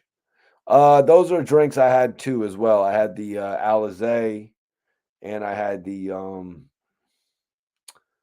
what was the blue one called again, you guys? I had Alizé and I had the blue one. What was that one called? Was that really, that wasn't called the Malibu, right? Guys, what was that?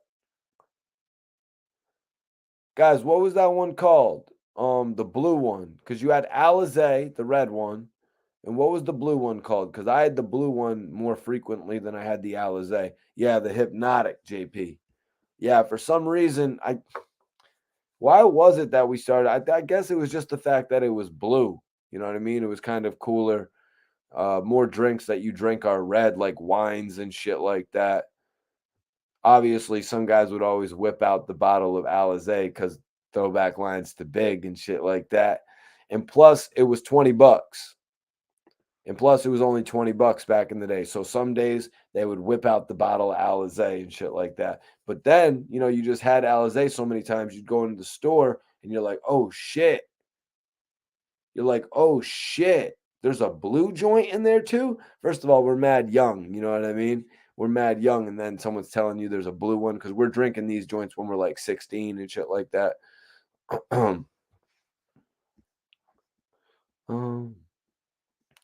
But let me see. Hold on.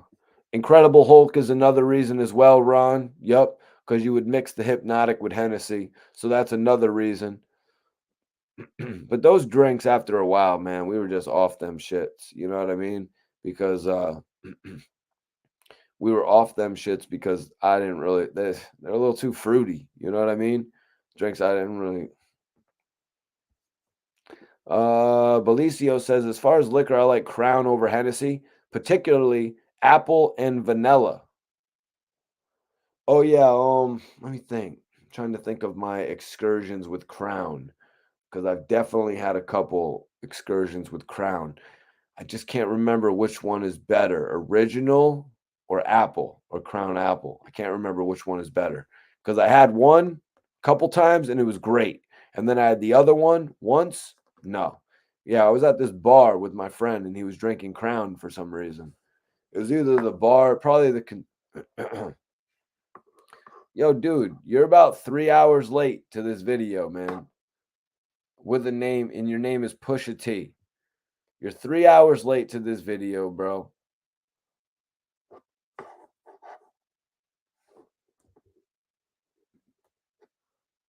If anybody's just tapping in and they're looking for the Young Thug topic or they're looking for the Wack 100 J Prince topic, rewind the video. Right now, you're at the open questions portion of the video. You know what I'm saying? Like, come on now. Some people don't understand how podcasts work. I'm sorry, I'm not coming on here making a 3-minute video. I do a podcast. Podcasts that I watch are like 3 hours long. Oh. Oh, okay. So yeah, okay, I see. Yeah, bro. Like East Coast, bro. Some of these dudes, man. Some of these dudes. Sometimes you should. Should I just leave the comments up though, or should I just put them on the little 95-minute block?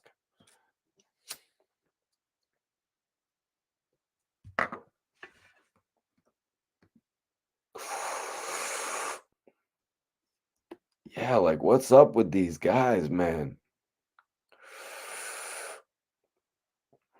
Yeah, like if you want me to like go over the topic again, I agree, Tony. I agree. Like if you want me to go over the topic again, at least be gracious enough to send a super chat, bro. Like I could talk about it a little bit more, you know what I mean? But we're kind of onto it.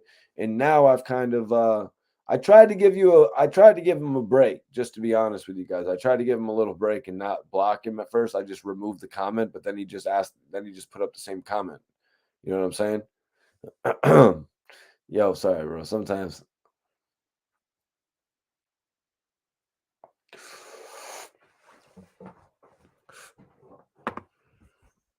Incredible Hulk. Yeah, Luke, that's what we said, right? The Incredible Hulk with the Hennessy and the Yeah, that's what I said, right? Let me see. Hold on.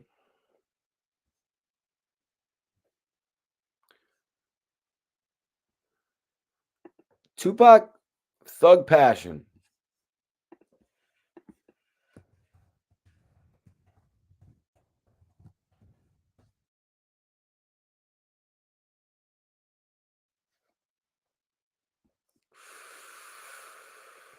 What?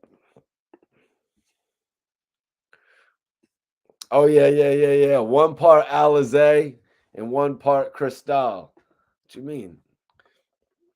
But that was the yellow Alizé? Damn, that was the yellow Alizé though? I never remember the yellow Alizé. But that's because I was you know what I mean? That's because I was a young dude back then and I was never able to go into the stores and shit like that. You know how that shit was back in the day. I was never able, not to say I was like always going to the stores and shit like that, anyways. I just wasn't that type of guy. I wasn't that type of kid. I really wasn't. You know what I mean? Patron XO. Bro, is that the one for coffee? I'm tripping, aren't I? I'm tripping, aren't I? Oh, yeah. Yeah. Yeah, I remember one time I bought I remember one time on accident I bought the Patron Citron and it was like the orange one. It was like, shit. Why did I spend $20 on that? But we drank it. I'm like, y'all want a shot of Patron? I'm like, all right, let me give this shot right here. I'm taking the silver.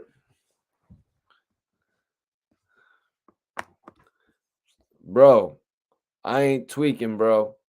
I ain't tweaking, bro. I don't mess with that Patron XO.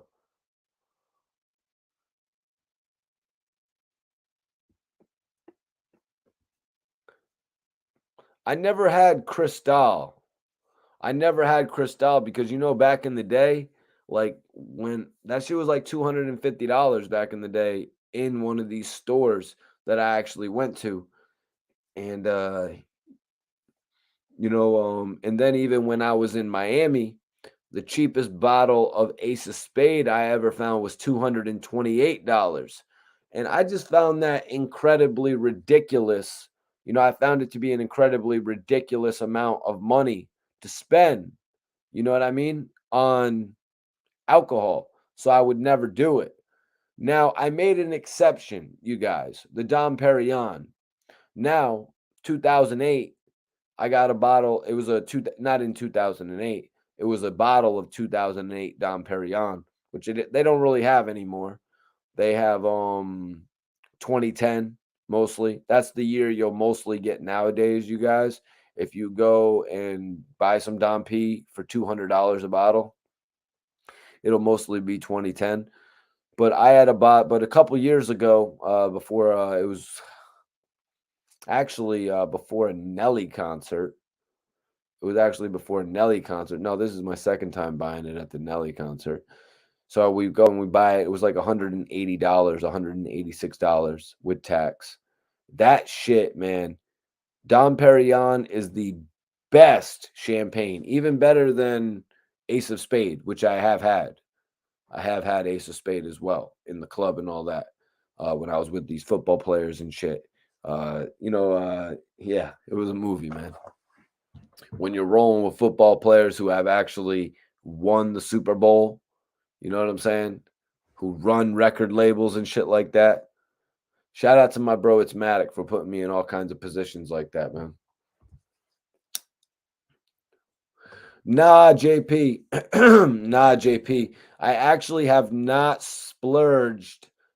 I have not splurged on the Dom Perignon Rose. I have not got the Dom Perignon Rose, you guys.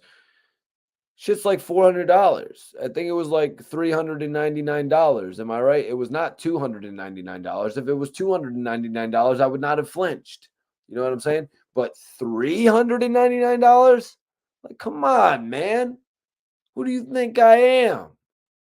Who do you think I am? You know what I'm saying? What do you think? I got Interscope budget? You know what I'm saying? What do you think I got? What do you think is Puff Daddy and the family? You know what I mean? Like, no, this ain't Bad Boy Entertainment. It's not Death Row. You know, we don't got a card to swipe and take it off in the taxes next year. Chalk it off as a dinner engagement. Hey, I bought a $500 bottle of champagne. We had it for dinner, so you get $250 back.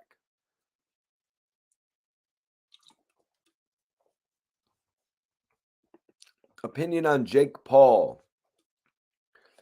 Jake Paul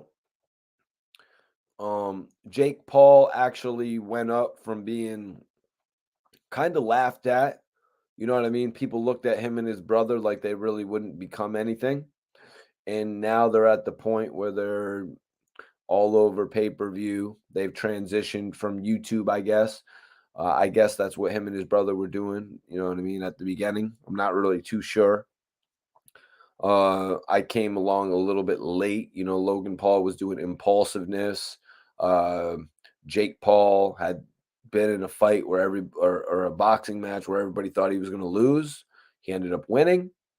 You know what I mean? He's pretty much the hot topic right now. He's getting into a lot of arguments with people. You know what I mean? Mike Tyson actually called him out and said that they never spoke about something that he was alleging. You know what I mean? Like, you know, it's interesting. Then you see his brother, Logan Paul, actually getting in the ring with Floyd. You know what I mean? You kind of ask yourself, why wasn't it Jake? Oh, it wasn't Jake because Jake is making better career decisions. You know what I mean? Jake is actually moving through the ranks in what he's doing, you know, and making really good career decisions that is leading to him being somewhat respected.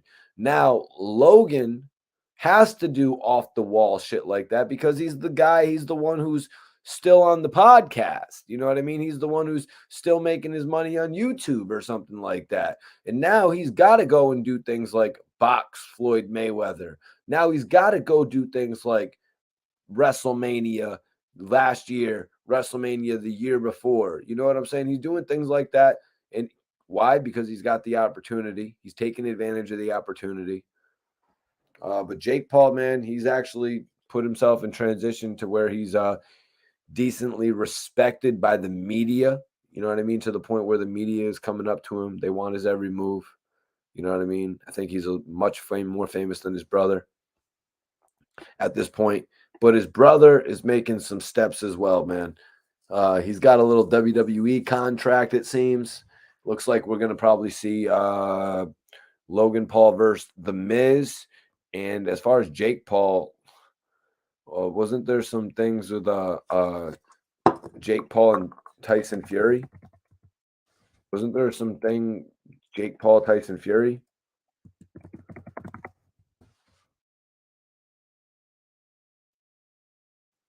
Wow.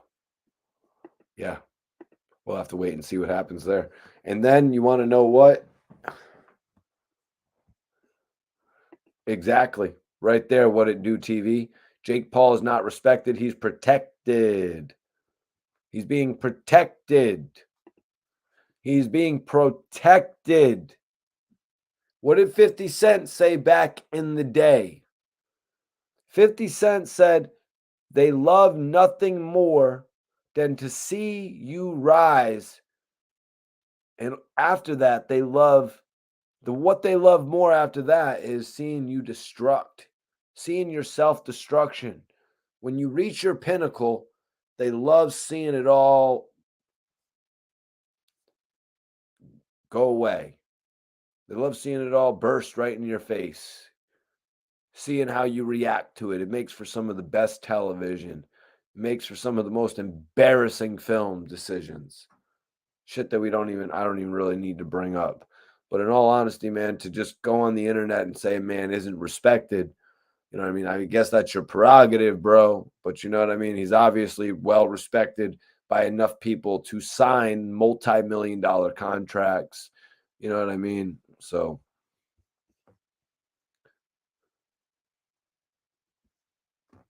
oh shit, really, Kyrie? Yeah, I think I did hear something about that. Yeah. Yeah, Tommy Fury. Yep. Yep. Yep. Seems like that sounds just about right. Seems like that's just about right. He needs a little warm up. He needs a little warm up for Tyson. But you want to know what? This plays right into salute to the UK. But this plays right into the way Jake Paul picks his matches. You know what I mean? Of course, he's not going to go against Tyson Fury. Tyson Fury would end his streak and there would be no more hype. There would be no more hype train. There'd be no more walking around in the most expensive sunglasses that you can pick out and getting interviewed by everybody at every corner that you turn. All the hype would be done if he made a career move like that. So I'm glad you pointed that out there because, yeah, that sounds about right, that he would be facing Tyson Fury's brother. And throughout all the time where he's building towards his match with Tommy, he's going to be going back and forth with Tyson. You know what I'm saying? He could possibly, after he beats him, he could make the quote unquote challenge. You know what I mean? He can make the challenge to him. You know what I mean? He can make that challenge that may go never seen. You know what I mean? But it's good for views on the internet, right? It's good for the views on the internet. Just like how he set up the potential rematch with, you know what I mean? When he told, you know what I mean? The way he dictated all the stipulations for the dude to get his hand tattooed. But yeah, let's move on. The Quench says, who has the best album to date in your opinion thus far? The best album to date in my opinion thus far. Who has the best album to date in my opinion? Who has the best album to date in my opinion? My favorite album ever recorded was it's kind of my favorite album actually was Power of the Dollar by 50 Cent. That was my favorite album. I really liked it more than Get Rich or Die Trying. But that's not to say that it was a better album than you know what I mean? That's you know what I mean? That's not to say it was a better album than Biggie's debut album, you know, Ready to Die. You know what I mean? Ready to Die, Give Me the Loot, you know what I mean? Had a bunch of different songs on there that are great. But Power of the Dollar is more my time frame. You know what I mean? Power of the Dollar is more my time frame when I was actually younger and I was actually listening to music. Yeah, I think Power of the Dollar is probably my favorite album that I've ever got.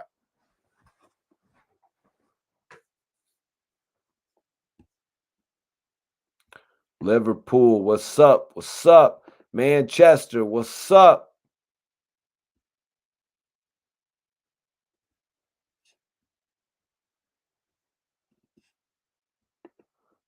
Oh, my bad. I meant in 2022. Best album in 2022, bro? Don't do that to me, bro. I'm keeping with Power of the Dollar. Eggy Noodle says the Marshall Mathers LP. Chronic 2001. Doggy Style. Yeah. Yeah, there's a lot, you know. There's a lot.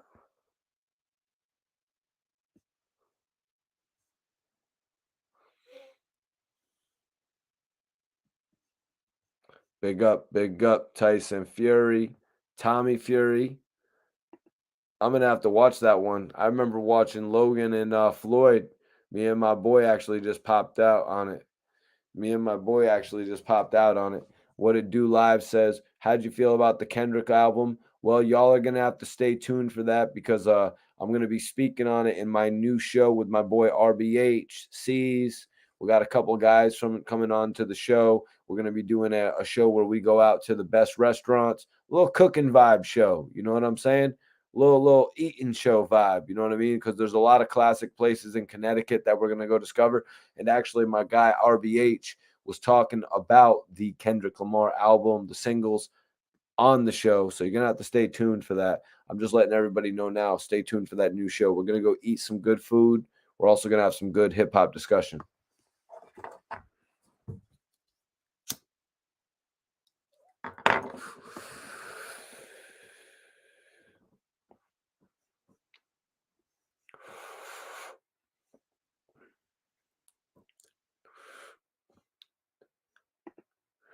MGK. No, MGK has not had a classic album. MGK really started getting more noticed because like his first 3 albums with Bad Boy actually moved 50,000 units each first week, right around that same bar. Then his 4th album, which was an EP, only moved about 24,000 units first week. After that, he did, excuse me. Appreciate everybody for staying in on the live tonight too, man. Y'all are dope. But then he did 2 rock albums that have moved over 100,000 units first week, man. Over 120,000 first week. So right now he's moving the best units of his career. I think Machine Gun Kelly is still trying to live up to that first album, though. I think that first soft rock album he did is probably his best.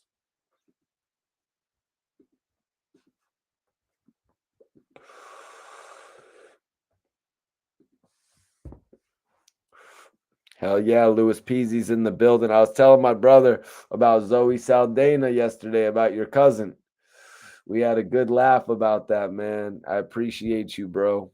I appreciate you for being here on the lives, man. It's my moderator right there, you guys. Louis Peasy, that's my moderator right there. Him, Iceberg, they be holding down the chat. They be holding down the chat for real. Those are my guys. East Coast says, East Coast, what were you saying here, bro? Was it like your top 5? Oh, dope albums this year. Ransom. I was actually speaking with Ransom about doing an interview. I was trying to set that up, you guys. But like I said, you know what I mean? Sometimes things take time. You know what I mean? That was kind of like the advice I was trying to give in regard to Gilly and Lil Wayne the other day. I don't know if you guys caught that, but I did. I was saying that about Gilly and Wayne, like just because Gilly and Wayne didn't set it up and Wallow set it up to where they could interview him on $1 million worth of game right away. Like you can't just give up that opportunity. You know what I mean? Like you don't always get an interview set up on the first occasion that you try to set it up. You know what I mean? I've been working at some interviews for sometimes it takes weeks. You know, you can't be discouraged to the point where you're going to feel disgruntled about it. Sometimes I do, but I'm not going to go public. You know what I mean? You got to have faith. You know what I mean? I'm not trying to quote a song. I'm saying you got to have faith in what you're doing. You know, don't let that shit discourage you and move on to something else for the time being. You can always go back to it. Make sure you keep your interview questions in your notes or the topics that you want to speak about. Make sure you keep your notes to the side in a different folder on your computer. You'll be all set. You know what I mean? Shit. Rome wasn't built in a day. Yeah, that's the exact quote for it. I didn't say it the other day, but Rome wasn't built in a day. $1 million worth of game podcast was not built in a day. You know what I mean? Wallow came home, started doing all of his stuff on his Instagram page. Gilly the Kid was doing all of his inspirational clips since 2012. Like I said, $1 million worth of game wasn't built in a day. I'm just being real about the situation. Yeah, I'm just being real about the situation. Ooh, I like this. Nightman. Shine's first album, Shine, Mobb Deep, Infamous, Redman, There Is a Dark Side.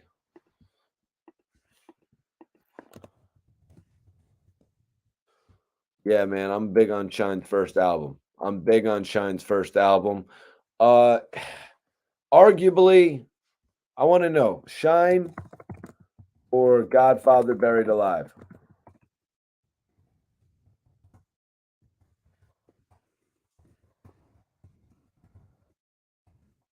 What do you guys like better in the chat? Just write your answer in the chat. I want to know. Do you guys like Shine, the debut album, or do you guys like the Godfather Buried Alive? Personally, I'm more of a Godfather Buried Alive guy. That more or less, you know what I mean? That Shine record, the Jimmy Choo, you know what I mean? Diamonds and Mac 10s. There's a lot of records on there that I'm really partial to. Now, the original Shine album had a lot of the singles. That's Gangsta, Bad Boys, Bonnie and Shine. It had all the commission. It had all those records throwbacks. You know what I mean? What you gonna do? You know what I mean? What you gonna do when shit hits the fan? That was a great record. But just a little bit more of me is kind of pulling towards the Godfather Buried Alive. Let me see what y'all are saying.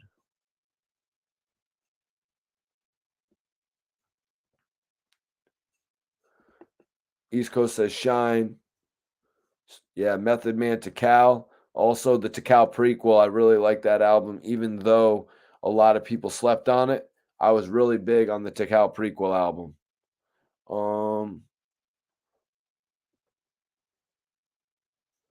The Quench says, I remember the Godfather joint more. Bro, how? You really remember the Godfather Buried Alive joint more? What do you remember? Do you remember Jimmy Choo or something, bro? Because his first album, I mean, he had Bad Boys. He had, you know what I mean? He had That's Gangsta, which was a major music video. I think the majority of people remember him from those singles. You know what I mean? Now from Now for Godfather Buried Alive, I guess we remember the 50 Cent diss when Sha Money, they actually put Sha Money calling him. I think that was only on the internet release version. What it do says Godfather Buried Alive. He did it without Puffy, really. Yeah, that's when he actually signed to Def Jam, and that's when he actually signed to Def Jam, you guys.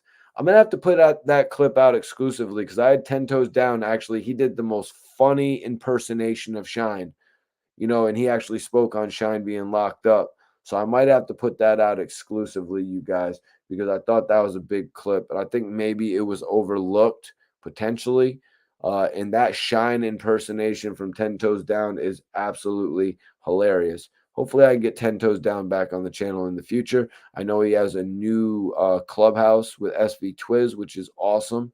I think it's called Mandatory Callouts, which I told them is an awesome name. It really is fitting. So salute to those guys. Like I said earlier, we talked about some dope shit tonight, y'all. We had some good topics tonight. Young Thugs, people are working for him. They've got him a mandatory bond hearing. I'm getting a bunch of messages saying he's coming home on Thursday, you guys. That is what I call hopeful thinking. There's more people out there being hopeful, and that's the energy that you need when you're in that thug needs, that everybody involved in this situation needs. They need positive energy right now. They need people working and putting their positive energy in the right direction, which it seems like they're doing. I mean, getting a hearing, the fact that they're getting a bond hearing again, even though they've been denied, we're gonna have to wait and see what happens with this whole case, you guys. Is Thug gonna get out with, even though everybody hasn't been apprehended in this whole case? Is Thug gonna get out? Are they gonna give him any leeway? We're gonna have to wait and see because the lawyers have now told them that they can make any bond. Although they said we want this to be a promise to appear, PTA, promise to appear. They wanted to really. They were asked, "What would you like it to be?" and they said they would like it to be a signature. That is highly unlikely. People get a signature. People get a signature for a bud case. You know what I mean? You don't really get signatures. I don't think I've ever gotten a signature. You know what I mean? Actually, I did get a signature one time because it was for bud, and all they had was ash. They literally brought it in, and it was ash. They charged me with ash, you guys, and seeds. It was absolutely crazy. I'm like, are you guys serious right now? They're like, yeah, we are, but we got to get you out of here right now, though. So have a good day.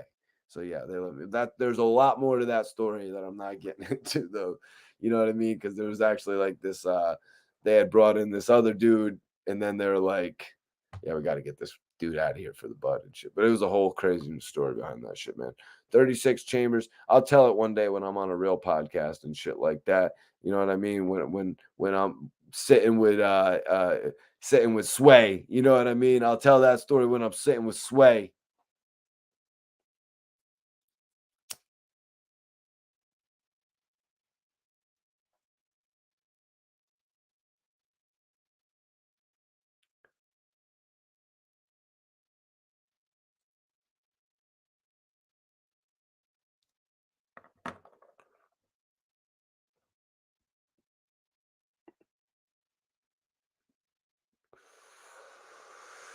But yeah, we had some great topics today. I really appreciate y'all for tapping in, man. Like I said, we just got to keep our prayers in the right position for Young Thug.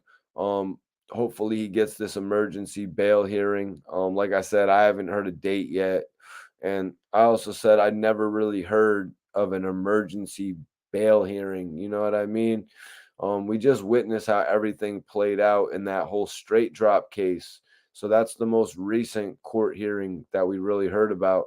And they were in court a number of times. You know what I mean? So it's not unlikely that Young Thug could get these appearances, is what I'm saying.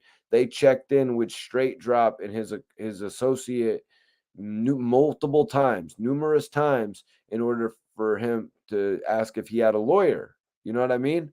So why wouldn't Young Thug be able to get before a judge again? You know what I mean? They're obviously serious about his freedom.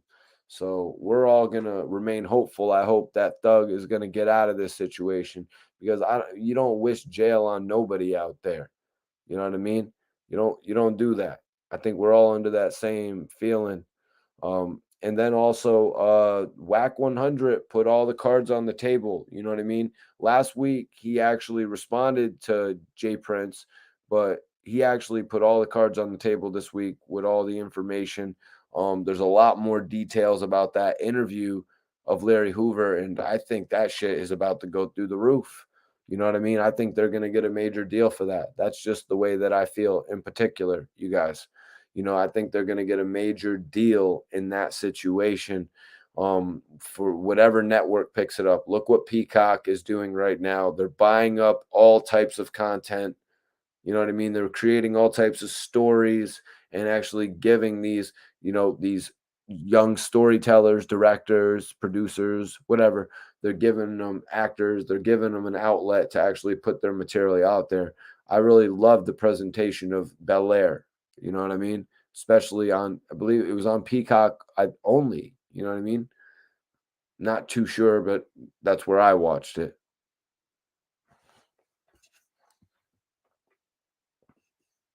But yeah, those were the topics for tonight. You know what I mean? Tomorrow, I'm going to be speaking on Benny the Butcher, allegedly, Freddie Gibbs, their beef. You know what I mean? Everybody's kind of tying them together.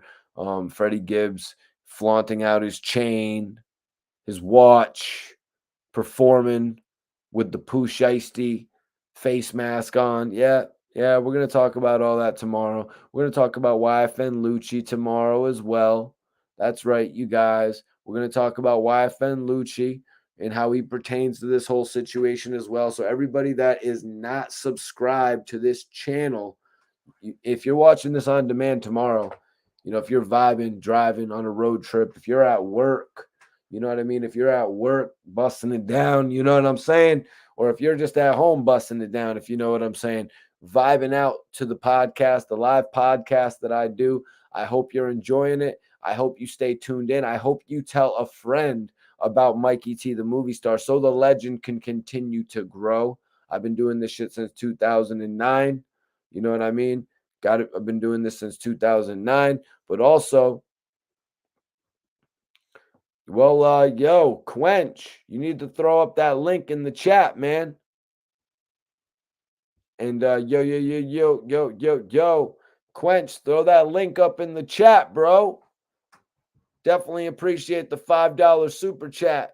The Quench says, got a video out. If you want to check it out, I got some new music, bro. I'm definitely going to check it out, Quench. You got to follow me on the gram, though, Mikey T _ the movie star, so I can be in tune with your shit. He says it's called Quench Hiatus. Dope content to know. Bless you, man. Appreciate it, man. I see that Thug's lawyers are trying to get him out. I see that they're pushing every boundary to get him out. You know what I mean?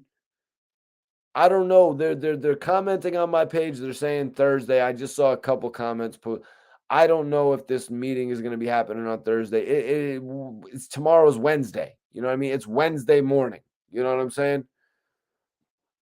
But like I said, that's what money can do. We saw these dudes. I'm bringing it up because we covered it here on this channel. If you missed it, subscribe so you never miss anything because we cover it all over here. And I do it in a respectful manner. I'm not doing anything out the window. I'm not being all crazy on here. I get a little wild on here and shit. You know, I got character. But I'm not doing anything crazy on here. I'm not saying anything off the wall. We're just really talking hip-hop knowledge, hip-hop facts. And I'm interacting with everybody in the chat. Literally, everybody in the chat. They don't do that on the other pages, so I do it over here. You know what I'm saying? So if you want to come over here and interact, I'm here for y'all. What up, what up, what up, what up? Poppy's back in the building. What's popping with you, Poppy?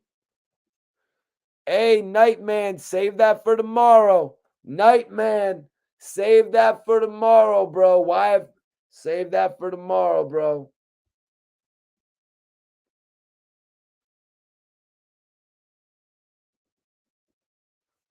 Damn, Michelle, I hear what you're saying. I hear what you're saying on that, Michelle.